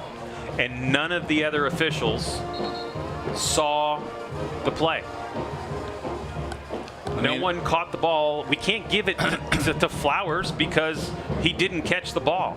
I mean, unless he caught it and just kind of dropped it right away, and it was one of those where they judged it. I mean, I don't know. I didn't see that, but that's the only thing I can possibly think of that other than, I mean, I got to believe that the striped guys are not completely inept, and maybe we missed something. I don't know, but that's unbelievable, actually, and because it didn't look like it was a catch, that's for sure.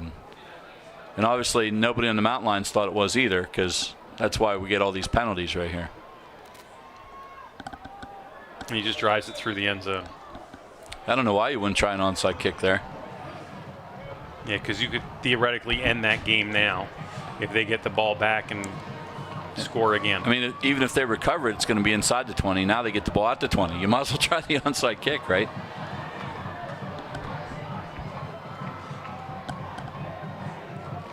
So 9:18 to go. The scoreboard says 14-3 CD East. They take the opening kickoff. They had a big play from Flowers running it about 70 yards to the 28-yard line, and then a big run down to the 5. But the Mountain Lion defense, the first two plays, held up and actually went backwards for CD East, and then a ball thrown in the end zone, knocked out of bounds, called a touchdown. And we have pushing and jawing between Porter and Spriggs in the secondary. And Straub comes out and gains 4 yards. 2nd and 6. So the Mountain Lions are playing with a little bit of inspiration now, if they weren't already. Certainly absolutely not out of this. 8 minutes left in the third. Only down 11 points. Motion goes around. There's the pitch to the outside. Dokes takes it. Jukes one tackle and gets out of bounds at the 35, and they run the clock. No. Now they stop it, and shouldn't that be a penalty on 73? I don't know. So Spriggs has a big run out to the 35 for a first down. That's a couple times we've seen Doak's pitter-patter a little bit, but that time he actually waited for his block, and that worked out well for him. They have one covering 2, but it's a handoff off to the right side, and it looks like a 5-yard gain for Straub. Out to the 40, 2nd and 5. 73, the tackler. Gain of 5, 2nd and 5. 7:55 to go. Third quarter. CD East leading the game now 14-3 after the opening drive of the second half. Trips to the right. Actually 4 guys over here. There's a handoff to the right to Straub. He gets to the outside and runs out of bounds. He'll gain 6 and another Mountain Lion first down, maybe 7. This is exactly what the Mountain Lions need. A little bit of ball control. Need to mount a drive here, and they got to get out and get some points. 7:33, the clock is stopped. That time with Straub going out of bounds. At the 47.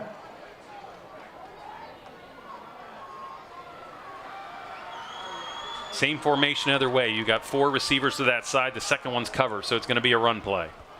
And here's Straub. Runs off tackle, puts his head down, and works his way into CD's territory, all the way to the 47. Is there a problem? Little heat going on between both teams. And I believe CD East is going to take out the defender there, Marcella Clark, the big guy, because he's jawing and yelling at the Mountain Lions, as well as the Mountain Lions' Ethan Howman was yelling back. So, as you said, there's a little bit more, I don't want to say motivation, but spirit on after that last series. And we have a timeout by CD East. And Coach Coach Dean is going to definitely talk to his players a little bit. Hey, we have the lead here. Nothing stupid. Because, you know, I mean, when you get a play like that, you feel like you've been kind of, you know, raked over the coals a little bit. You take that out on everybody, the opposing team and everybody. So, you know, the Mountain Lions are probably out there jawing, talking a little bit because they're mad. They're mad at the world right now. They're out there fighting, scratching, clawing, and they feel like they've been, you know, had something taken from them. So you get that feeling in sports. And you do kind of take it out on the other team. That's how it works. So during this timeout, we can take a quick look around the Mid-Penn. There are 3 other Mid-Penn games going on tonight. At halftime, State College out in front of Chambersburg, 24-6. And Cumberland Valley out in front of Carlisle, 17-6. The Mountain Lions will be making the trip to Cumberland Valley next week. I almost want to see if I can pull up YouTube and see the play again. Right. We'll definitely be watching that later. It's, I mean, like I said, unless he caught it and dropped it like right now, and then I don't know. But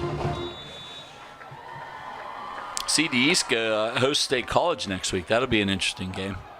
Straub breaks free, and he's going. He's going 30, 20, 10. They're not going to catch him, and Straub's going to go into the end zone. 47 yards. Great answer by the Mountain Lions. So Ethan Straub basically put the team on his back on that drive and picked up 72 of the 80 yards.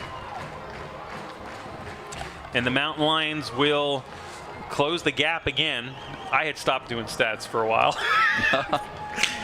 It got to me also, but Ethan Straub comes through and does an excellent job. He found that cutback lane and nobody was there, and there was nobody deep in containment, and he just outran the entire defense. And the kick is up and good. Well, I would say that puts Straub over 100 yards. Yes. He was somewhere in the 50s when we came in, so it would put him about 120. So both running backs right now coming up with some big plays.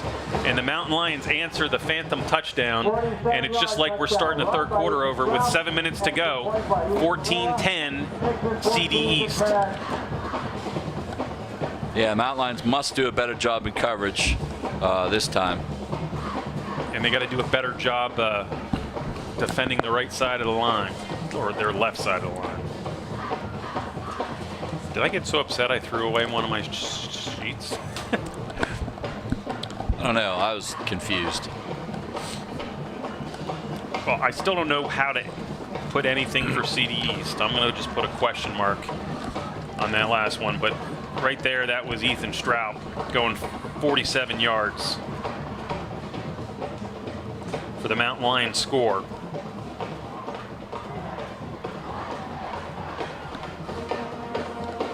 And Palillo with the extra kick. So Crawford is getting ready to kick off the ball. This time I have a feeling you're not going to see it go deep. Flowers and the other deep man, it does go deep, and it goes away from, and he almost fumbles the ball, then he comes straight down the line and tackled at 30. And there's a penalty. That's coming back. So one of the things that might have happened with this call and the excitement is that the officials are now going to try to take over or take back the game. So that could be a good thing from the Mountain Lions standpoint, as instead of starting at the 28-yard line, you're going to see them pushed back to the 19.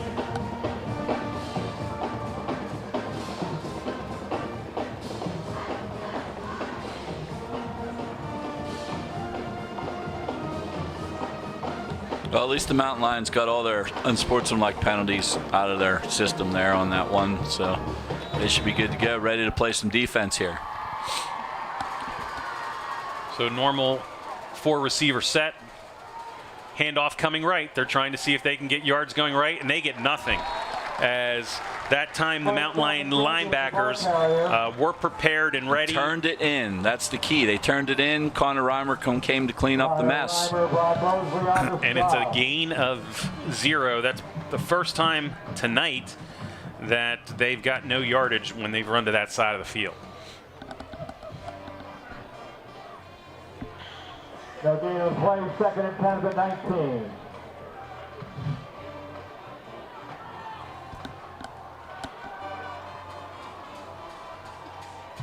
And we've got Thornton out here on an island. Almost a fumble. Throw to Flowers. Flower, it's a quick receiver screen, and he breaks containment, and he gets pushed, does not get pushed out of bounds, and he's going to go 81 yards for a touchdown. So that's just a quick receiver screen. He catches the ball, goes around the two guys, and runs straight down. It looked like he was going to be knocked out of bounds by Tyson Reed about the 20, but Tyson could not knock him to step on the line or step out, and he just goes the whole way and scores. 81 yards. Yeah, we obviously no idea if he was in or out or whatever. The official said he's in. So that's the kinds of plays we were definitely worried about. And, you know, that the Mountain Lions come back, get that touchdown back in the second play, 81 yards touchdown, backbreaker right there. So Mekhi Flowers answers the Mountain Lions score with an 81-yard, and it was actually a 0-yard pass and an 81-yard after the catch, as he just stepped around the two receivers or on that side, looped in and looped right down the sideline and went for the score. Put CD East out in front, 21-10.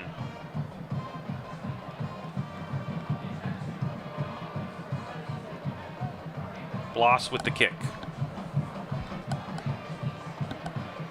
Yeah, that's a backbreaker. But not over yet. 5:55. CD East will line up the kick, this time again from their own 40. Last time the kickoff was from the 30 because of penalties. 2 unsportsmanlike conduct calls against the Mountain Lions, who were complaining about. So somebody sent me the replay of it, and it looks like he did catch it. Rolled over, dropped the ball. That's what he did. He dropped it really quick. Yeah. He caught it, rolled over, dropped the ball. That was a tremendous catch. If I'm a player, though, I hold on to it. I don't drop it. But not only the rollover. I'm going to look at it again. We apologize if that's the case. Yeah. And the ball's taken by Dokes. He gets the corner. He goes outside. He's at the 40, 45, and he is tackled. Good return by Dokes. They try that short kick to the up man Dokes. And this is all of a sudden turned into a score fest here. Mountain Lions are going to have to try to outscore CDs. You know, as much as we said that's a pack breaker, it's still only 11 points with 5 minutes and 48 seconds left in the third. There's plenty of time. The Mountain Lions have shown the ability to move the ball here. So tell me if he's inbounds, though. Yeah, that I can't see. Either way. So it's not as egregious as we thought it was, put it that way at least.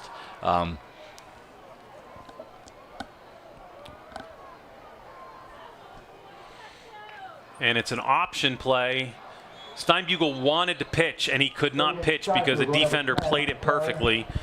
He had his option man, Caleb Spriggs, out there, and he was just not able to pitch the ball. So he took the ball, tried to cut up, and lost 2. Yeah, I think it was number 50 there for CD's, Travis Armstrong. He took the pitch man away, which is actually not usually what you do. Usually you play the ball first, but he took the pitch man away, forced Steinbugle to turn it back up into the pursuit, and ended up losing a couple on that. 4 receivers to the right. And there's movement. And there's a face mask. That flag didn't come. There wasn't a flag for the face mask. No. That came in from movement. the movement. Yeah, it was legal motion. They had 2 guys shifting. Definitely.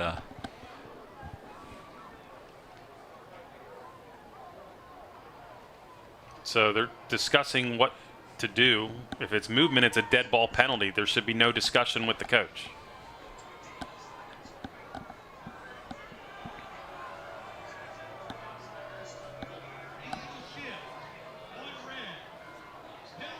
Can't be declined. Yeah, on a shift you can. The illegal procedure you can't. So that's the play. The play continues with an illegal shift. Yeah, you can decline that one. So it's going to be third. They take the 3-yard gain. 3rd and 9. At the 46-yard line. I don't know if I wouldn't have taken that. Yeah, you would have had 2nd and 17. Right. But the Mountain Lions have only thrown the ball 4 times tonight. They're going to be forced into a 3rd and long, and there's a throw. Spriggs is open, and he was interference. Yeah, he was pushed grabbed out of the way. Whatever it was, yeah. As he was going by, Thaddeus Krebs, number 32, one of the linebackers, grabbed his jersey, and the official was watching the play. As Spriggs broke free, he actually got turned a little bit. So it will be a 1st down for the Mountain Lions on the defensive penalty. And the Mountain Lions, because of the way they play offense, and they run so much, teams get sucked up so much, and they get guys over the top all the time. They just have to hit one of these. So they have to mark it off from the 46, and they moved before he was ready, so they don't know where it was at. So now he got the right spot. He will walk it off. Mountain Lions should have a 1st down at the 39-yard line, and they do.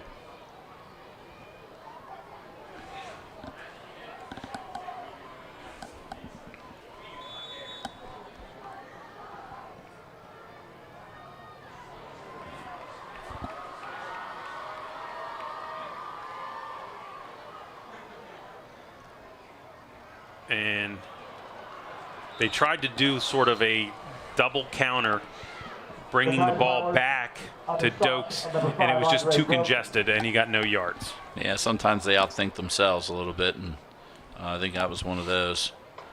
No gain on the play. 4:28 to go, 21-10 for CD East. And officially, Mekhi Flowers, the Penn State recruit, has all 3 of the touchdowns. Is that right? Or did he only has 2? He has 2. McDaniel had the 3-yard run. had the short run. Yeah, because he got tackled before that. Ethan Straub on the carry. So it's going to be 3rd and about 7 here, and the Mountain Lions definitely are in 2-down territory here. You're not going to punt the ball at your 35. So you try to get 4 or 5 here at least, and it would be nice to get the first down. Just move on, move the chains and move on. But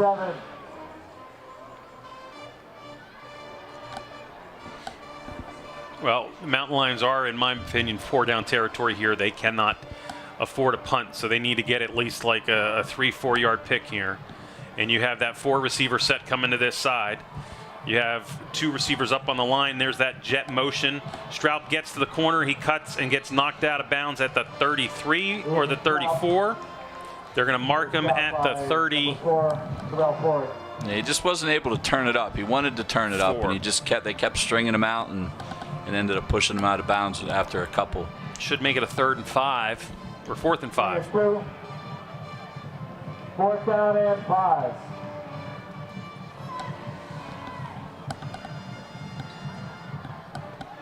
Get that trip formation to the left with 1 receiver. And Reed sort of wanted to see what happens with his movement, so he started and then he goes back.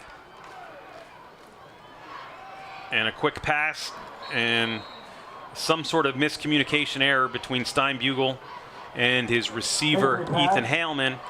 And the Mountain Lions will turn it over on downs. Yeah, he threw it a little too quickly. Hallman didn't get turned around. It was the right idea. They run that stop right on the other side of the sticks, and it would have been open. The timing was just off, and Steinbugle threw the ball a little too quickly. Well, 3:14 to go, 3rd quarter. Mountain Lions down 11. They need a stop here on CD East's drive. We've seen this how many times now? Down 2 scores. Williamsport, Mountain Lions were down 2 scores, scored too late. State College last year, Mountain Lions were down 2 scores, scored too late. It's not impossible here.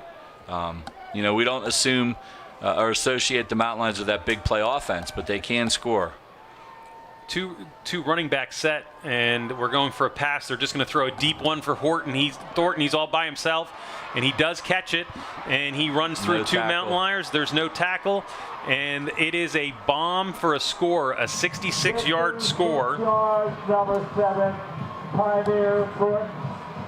Yeah, just ran by everybody and was wide open, and still could have easily made the tackle. There's plenty of people there, and just you can't arm tackle a guy that's 6'6", 200+ pounds, and then that just didn't work out there well for the Mountain Lions. And CD scores quickly again.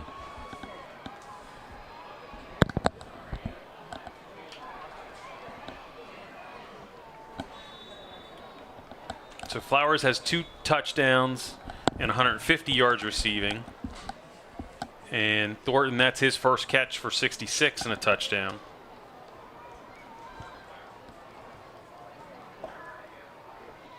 Offside on the Mountain Lions. They'll probably decline this.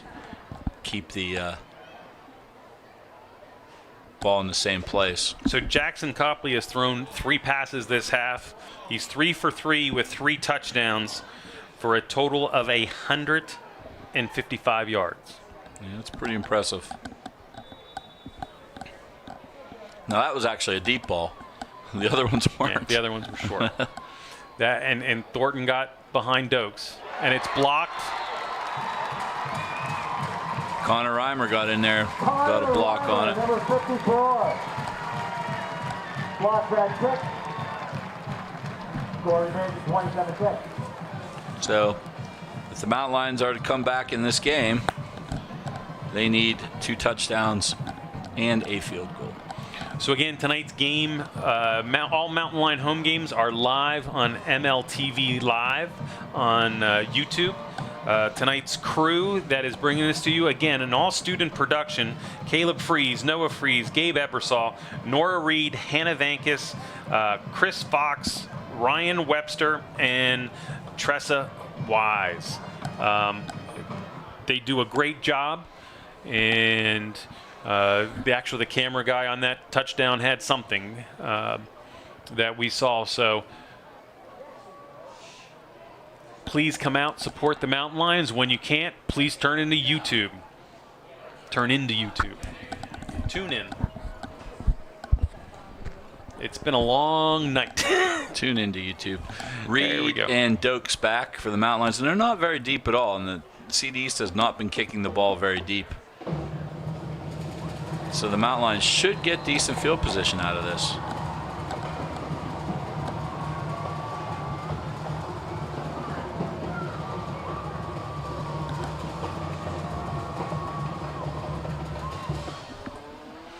And it's a very short kick. Fair caught at the 30. Yost Alex Yost. with the fair catch. We'll actually mark it at the 32. On 32. So the Mountain Lions came out tonight. They stopped CD East on their first 2 drives. They hold the ball for about 15 of the first 17, 18 minutes. And then CD East's athletes took over as they got some big runs by their big running back McDaniel, their Penn State recruit Flowers, 150 yards receiving and 2 touchdowns. And there's that counter back, and it's going to go for yardage and then some, as Dokes is able to break all the way out to the 45. So we're going to give Dokes 13. And that's the play that was blown up the last time they tried it. Yeah, and I mean, like we said, the Mountain Lions are moving the football. They're just not able to finish at times, and they're giving up those big plays. And that's the story of the game today, really. I mean, giving up big plays, and Mountain Lions can't finish and score.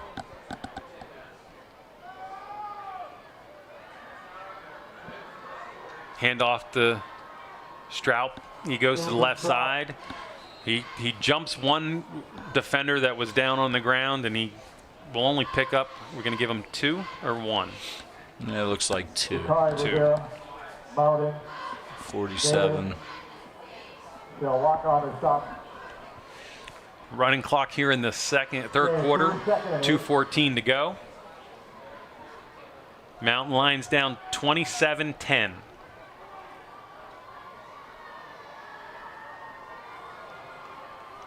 Four receivers to the right. That's usually a run to Stroup. He does come off to the right, and he picks up another 5 yards. 48-yard line. Last time they ran from this area of the field, it was the 47. Stroup broke for 47 and a touchdown. The problem is down 3 scores. It's tough if you're only getting 5 yards at a clip. Yeah, and you better make some major adjustments to stop them, because you haven't been able to this entire half. Well, there he goes. He broke through the first round of defenders. He's tackled by the safety Terrell Ford after a gain all the way down to the 40-yard line. So he got an 8-yard gain there. And he is having a productive evening. Even without that big touchdown run, he still would have over 100 yards, or near 100 yards, 90.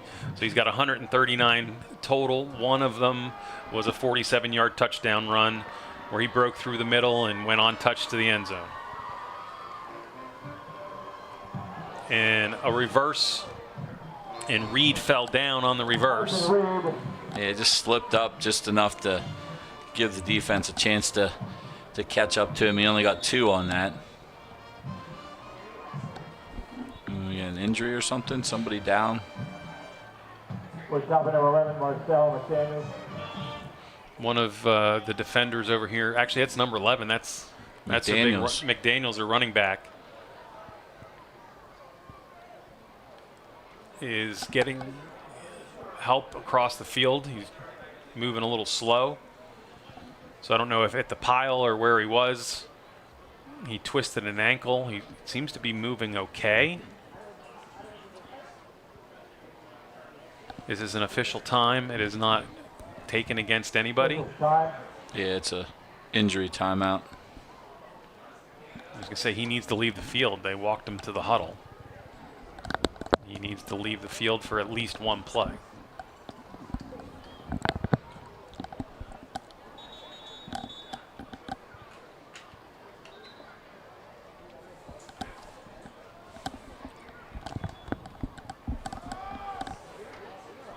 So the Mountain Lions, coming right out of the timeout, are lining up on the ball.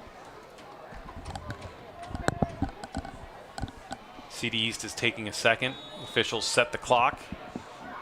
It is moving. 40 seconds to go here in the third quarter. Looks like a pitch pass. And he just, Tyson Reed tried that same play they ran last week for a touchdown. He just didn't have it. It was kind of falling out of his hand when he threw it. And he threw it to Dokes, but Rivera Malden went up to try to make the catch, and Dokes actually played a little defense there.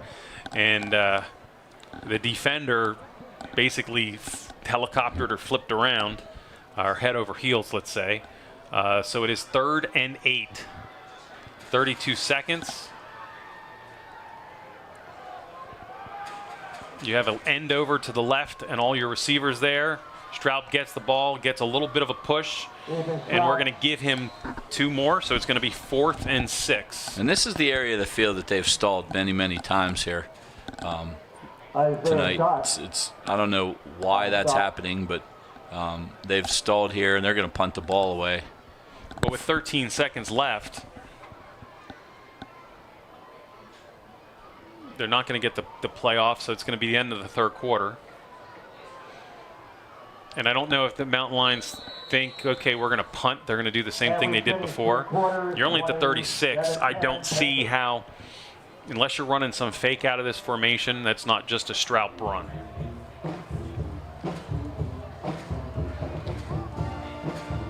So end of the third quarter, CD East has taken control with 3 touchdown passes.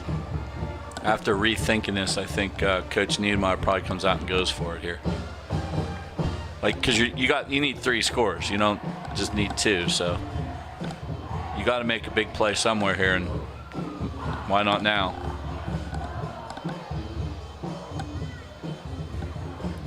But yeah, what an eventful third quarter, huh? It was 7-3 coming into this quarter.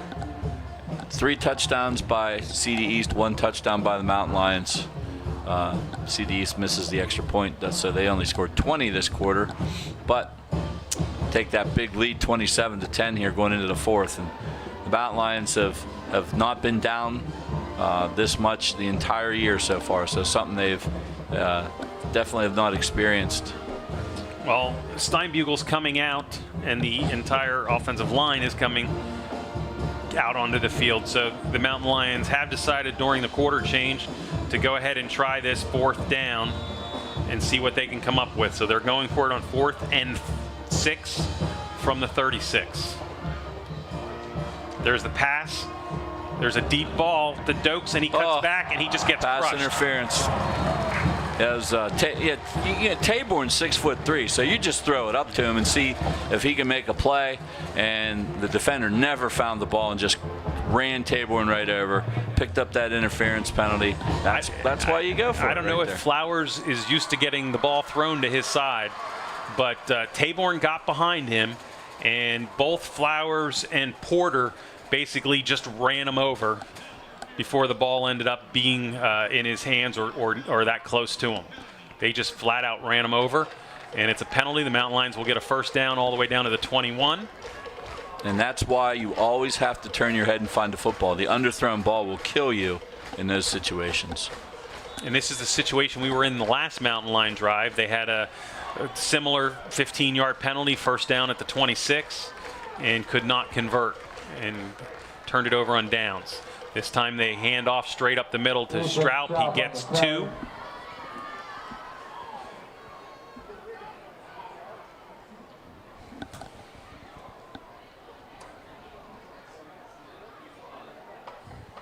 And with 11:39 to go, But Collier Clark. And they're going to have to throw the ball a little bit here. You don't have to go shotgun every play and throw the ball every play, but they're going to have to throw the ball a little bit here. CD East is just absolutely keying on Ethan Straub, and here we see shotgun right away as I just get done saying that. again, to start the fourth quarter. And Steinbuhl drops it again. This time, though, he's able to pick it up and gain yards moving forward. But he was going back to pass. That's the third time he's sort of muffed or dropped the ball tonight. Right. But Collier Clark on the stop. Boy, and he really didn't get anything. I thought he actually gained a little bit on that one, but it's still 3rd and 8. So 10:45 to go in the fourth quarter. CD East out in front, 27-10. Mountain Lions have a 3rd and 7 situation. Now 3rd and 8, and there's some penalty. Is it on Altoona? Is it on a timeout? I think it was a timeout called by CD East. I think they're saying it was illegal. Is it just a timeout? Yep. CD East called a timeout. Something they didn't like there, and called a timeout to talk it over. So, like right now, I mean, there hasn't been a league game yet, so there's no official league standings. But Altoona, Carlisle, and Harrisburg are all sitting at the top at 3-0 with their overall record, and CD East, Chambersburg, and State College are 2-1. Central Dauphin was 1-1 with basically a no contest, I guess, last week. I don't know how that shook out. And this one, I think, is going to be a loss. Yeah, so according to the new rule. And then Cumberland Valley's at 1-2, and that's where Altoona goes to Cumberland Valley next week. As we said, CD East will host State College but next week. You know, you said Cumberland Valley's 1-2, and Carlisle's 3-0.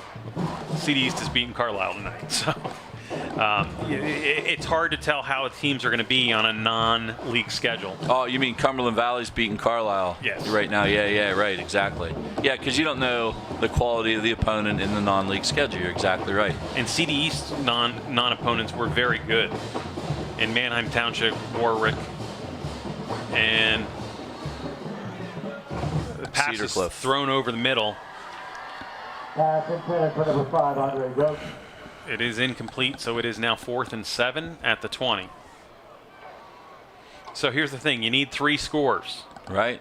Do you try to 35-yard field goal to move you to 2 scores? I mean, yes, if you think your kicker can make it, and that's what I'm not sure about. What's the range of Palilla? I don't know. I mean, he's kicked over 30 before in games, and I've seen him hit 40s from practice. He would line up, it would be a 36-yard kick if he tried it from this distance. But the Mountain Lions are going to go for it on a 4th and 8 at their own 19. And there's a timeout, this time by, is it the Mountain Lions? I would think.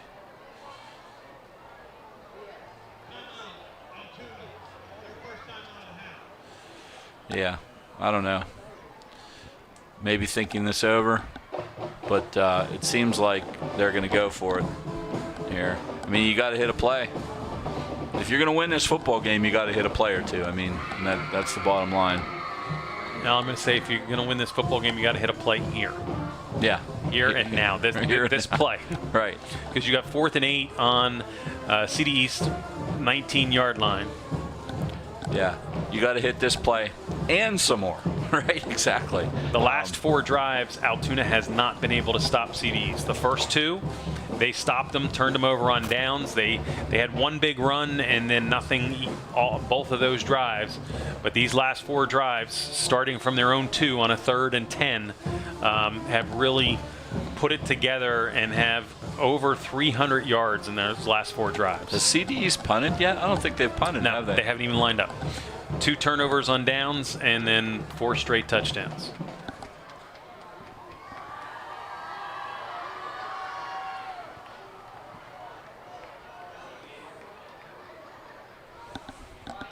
You have twins to the left.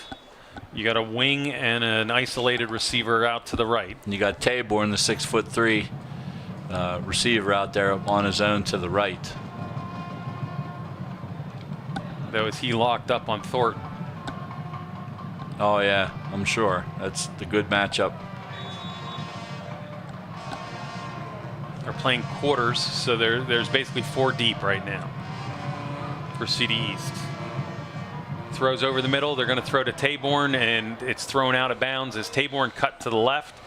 And Steinbugle thought he was going to a flag pattern, which is out to the right.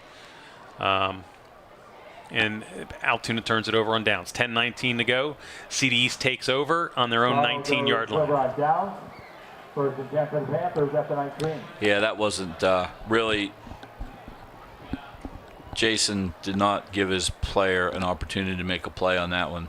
The ball was out of bounds, landed out of bounds, but. Mountain Lions have 12 players on the field. And there's, you know, and they haven't been in this situation where they have to throw the ball, you know, to make big plays at the end very much. And, you know, that's not really their game right now. I mean, they can do it sometimes, but it's a different story to try to do it when you're forced to do it like that. So the quarterback's looking back at the play clock instead of forward, because it is in both end zones. And once again, is that a different running back? And that McDaniels is back in, and he's able to gain 1 yard, get it out to the 20. I think Mosley made the tackle there. And again, they ran to the left and get shut down. Reimer's coming back in. So instead of going with a 4-man front, they're going with a 3-man front and the 5 backers underneath. Yeah, and I like when they change up the looks. I mean, sometimes they go 4-3, sometimes they go 3-4. Thornton's locked up on Betwee, but it's just a handoff to the right, and it's forced to cut back, and the Mountain Lions will tackle him. He did a good job. McDaniels, he was stopped around the 22, and he just cut it forward and got 4 more yards. So it's now, instead of 3rd and 8, a 3rd and 4. Running clock down to 9:22. Mountain Lions still have their 2 timeouts. Yeah, pretty much any hopes, they need to stop him on this play here and get the ball back. Again, the mismatch on this side, Betwee is in for Taborn right now. And the size advantage goes to Thornton. And the quarterback is going to keep the ball, and Jackson Copley just runs the ball, gets the first down, and it looked like he was going to go out of bounds. He slowed down and stopped at the 35, gets tackled. But the key for CD East was that is a first down, and the clock will continue to move once it is set. 8:47 to go.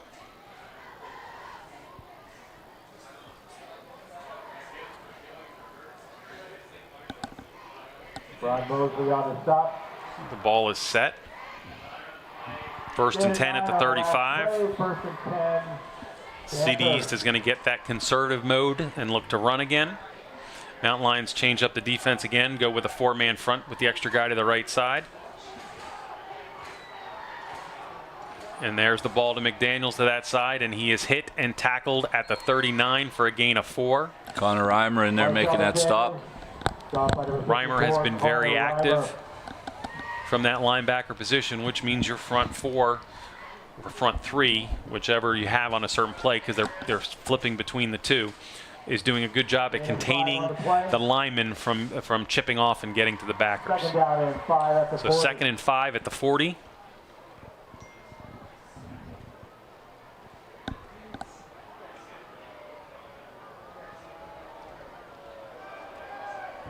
CD East taking their time. They snap the ball with 5 seconds, and again, Jackson Copley's trying to run it, and Yost did a great job on the end. It looked like he was going to get around him, but Yost held him, held his ground, made the tackle right at the 40-yard line for no gain and a 3rd down. Yeah, he fought off that block and got his paw out there and just grabbed his jersey enough to keep a hold of him. And you know, that's what you got to do. You got to contain that outside. You can't give that corner up to these guys. He had that outside containment, and that's exactly what it was. So the Mountain Lions have switched sort of into a 4-4, knowing that they're going to run, and they have the outside backer and the corner there to sort of contain the big runs.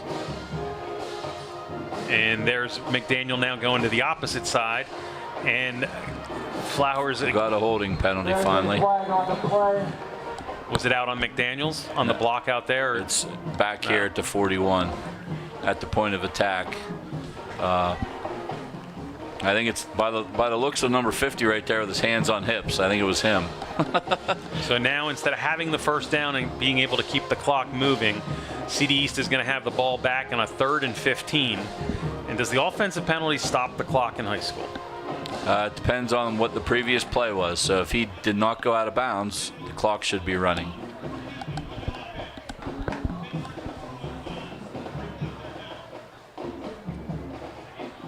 So from where they marked it, it looks like it's going to be a 3rd and 14 for CD East. And the officials come up to the ball. This has been big for the Mountain Lions. This 3rd down and kind of long. They've been giving up a lot of big plays tonight. See if they can get a stop here. And Jackson Copley is looking around. He's waiting until the clock runs down.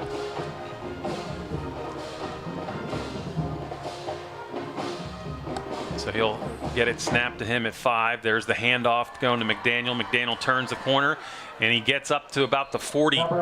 Almost did it again. They almost gave up that big play again on 3rd down. It's amazing. So they give up 10, and it's now 4th and 4. We have not seen a punter come out for CD East. I think they'll punt this, you would think. You would think. They seem to be changing some personnel out. I mean, why would you want to give out? The only thing that could hurt you is if you give them a short field right there. Well, and are they going to just let the clock run out and take the penalty? Right, they might do that. Because they're not coming out quick to set up. There's 9 seconds on the play clock, 5:51 on the game clock. Looks like Isaiah Hitchcock, number 6, is their punter. And they get the ball off with 2 seconds, and it is a low line drive kick. It is caught. Tyson Reed. Tyson Reed runs it out of bounds on the CDE side.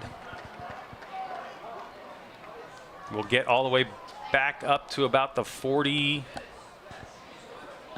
Well, he's sitting about the 43. The question is, where is it going to be marked? 14-yard return. They're putting it back at a 41. 41. So the Mountain Lions down 17 points. 5 minutes to go in the game.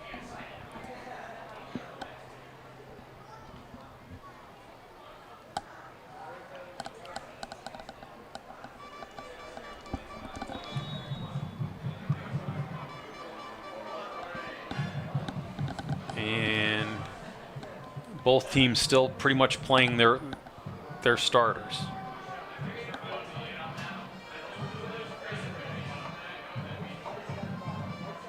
Double wing. Steinbugle steps back and throws, and it is off the target. That's just that miscommunication again. No timing with Steinbugle and Taborn. We've seen that several times tonight. Taborn did like a 5-yard hitch, and I think Steinbugle thought he was going to go a little further because that was closer to the defender out there, Terrell Ford, than it was to Taborn.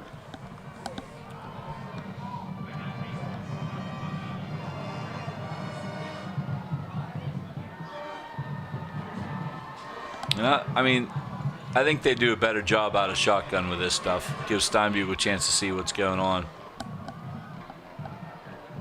And Taborn catches the ball, goes out of bounds for no gain.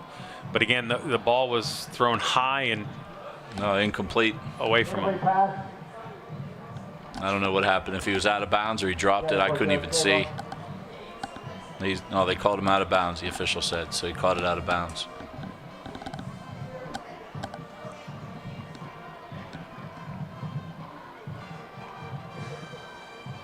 So 3rd down at the 41. Trips left. Steinbugle drops back screen. Hits Stroup over the middle. He gains about 6 yards and then is tackled. So 4th and 4. Mountain Lions are going to have to go for it at this point. And we saw that play last week, that center screen to Stroup. 4th down and 4. The defense was standing over the ball, listening to the play call.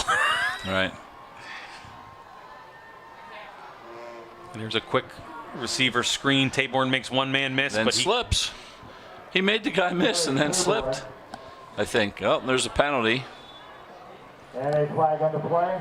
where it's thrown, it's going to be on CD East. It has to be, you would think. But is it going to be post-possession? I don't know.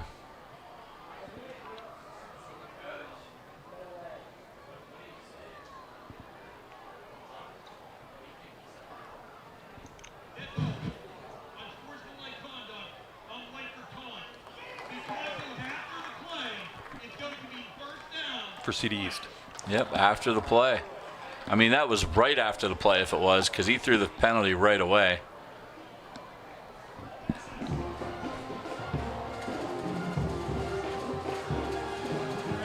So they still get the ball. 4:45 to go in the game, 27-10.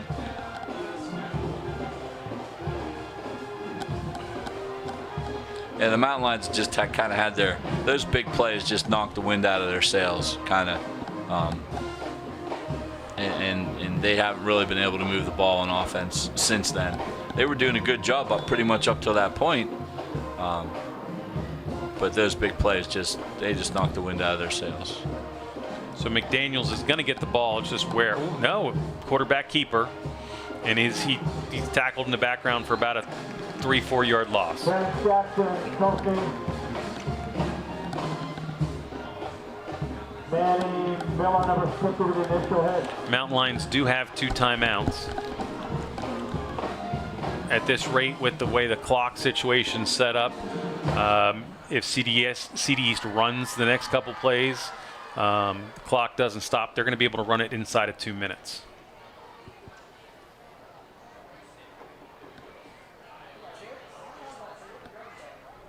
And even after the call that the team was upset about, the touchdown call that was either, close to being out of bounds or whatever, there's McDaniel going up the middle, and he was tackled and then let go, and he's still running, and he's pulled down from behind, and they're going to call a horse collar, I believe. McDaniel.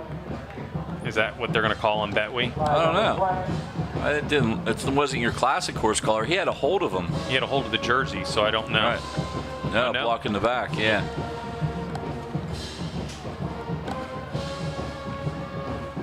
It's kind of the way this works. See, the one thing I don't like with offensive penalties in high school, the clock keeps running. So you can have 3 or 4 penalties and get 6 plays or 7 plays and run the clock down a lot more than... Yeah, at the next level. Right. College or pro, it stops automatically, right? And the Patriots had figured out the system of when the NFL started it until 5 minutes left in the game, and they could actually go. It was like a minute and a half without snapping the ball. So 3:38 to go. CD East again. They're just going to wait. They get under center now. He's waiting for the clock. He's looking for 5, and then he'll hand off to McDaniel. Bobbles it, but it didn't matter. And he's getting. So Reimer basically was the last man left, and on a 3rd or 2nd and 12, McDaniel's going to go for 12 or 13. That's happened so many times tonight where they get that big play on a 2nd or 3rd and long. CD East was a better team tonight.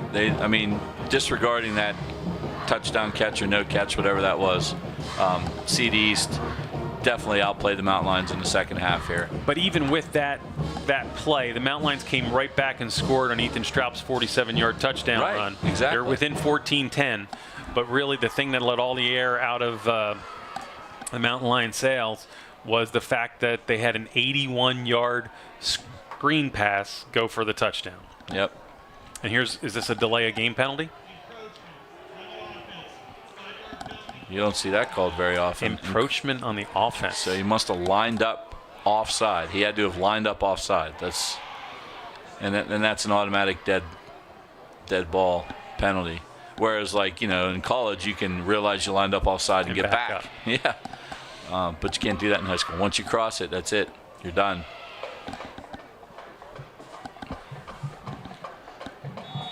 So, again, there's another penalty They ran 40 seconds off the clock, and they get to run 40 more seconds off the clock. Right. That should be 25.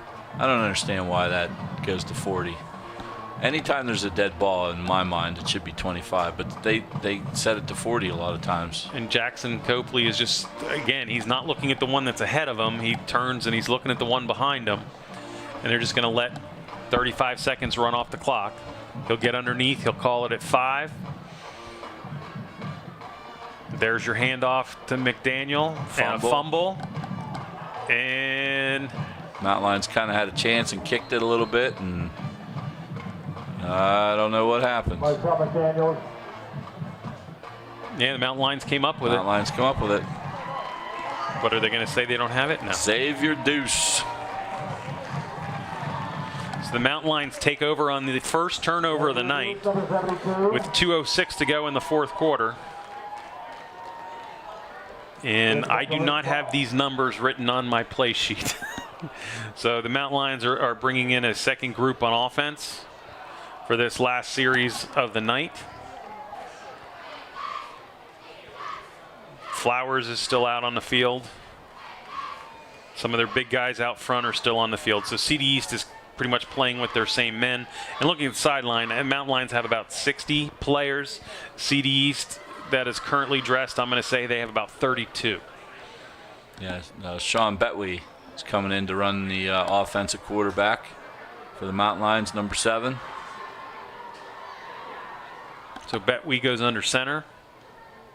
And there's a snap fumble. And he's tackled right there. And CD East has their first offense or defense in. Still in, yeah. A first down, gain of 13, and he goes out of bounds at the 30. And he's helped out of bounds by Terrell Ford. And it's funny because, like, last year the JV team had Sean Betwee. They did like a 2-quarterback thing where Betwee was the runner, and maybe he didn't throw necessarily that well. And they had Evan Allwine, who was kind of the throwing quarterback, you know, and they kind of interchanged those two. Evan Allwine, I think, is just playing. Just playing baseball now. But the point is Betwee was the run specialist, and you could see on that last run he did a good job. He didn't have a chance on that one. Now, as he got the ball from the center, he was tackled actually almost before he got the ball, as it was just a straight blitz up the middle by Travis Armstrong. And again, CD East is still running their first defense against the Mountain Lions here. 53 seconds to go. 2nd and 19.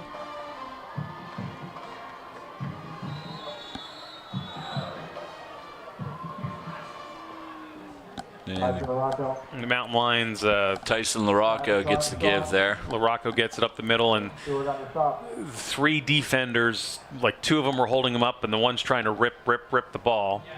The Mountain Lions do not have to snap the ball again. They will fall to 3-1, and CD East will get their record to 3-1. Mountain Lions do come up with 20 seconds left. And they will run one last play, and Betwee will take it again. And he ran out of bounds, and they started the clock. So the officials want to get out of here tonight. They started the clock, and the game will be over. 27-10 in favor of CD East.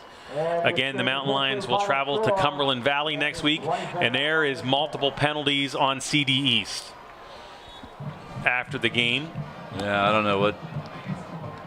73 Clark and 53 Cameron Livingston got into one of the officials' faces and did something, and then the next thing you know, multiple flags came flying out. Dance or derogatory move. I don't know. I didn't even know what it was. I don't even know. But the official did not like it. They could give him an ejection. They could, and he'd not play next week. Would be out next week.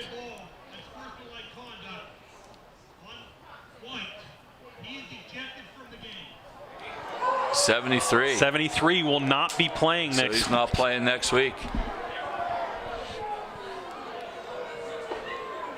That's something. No, you can't do that stuff, man. There's no taunting. There's none of that stuff allowed. I mean, you just can't do it. And So the coach is in there. Dean, he's yelling at the officials like Niedermeyer was yelling earlier, trying to say, how can you throw a guy out of the game when the game was over?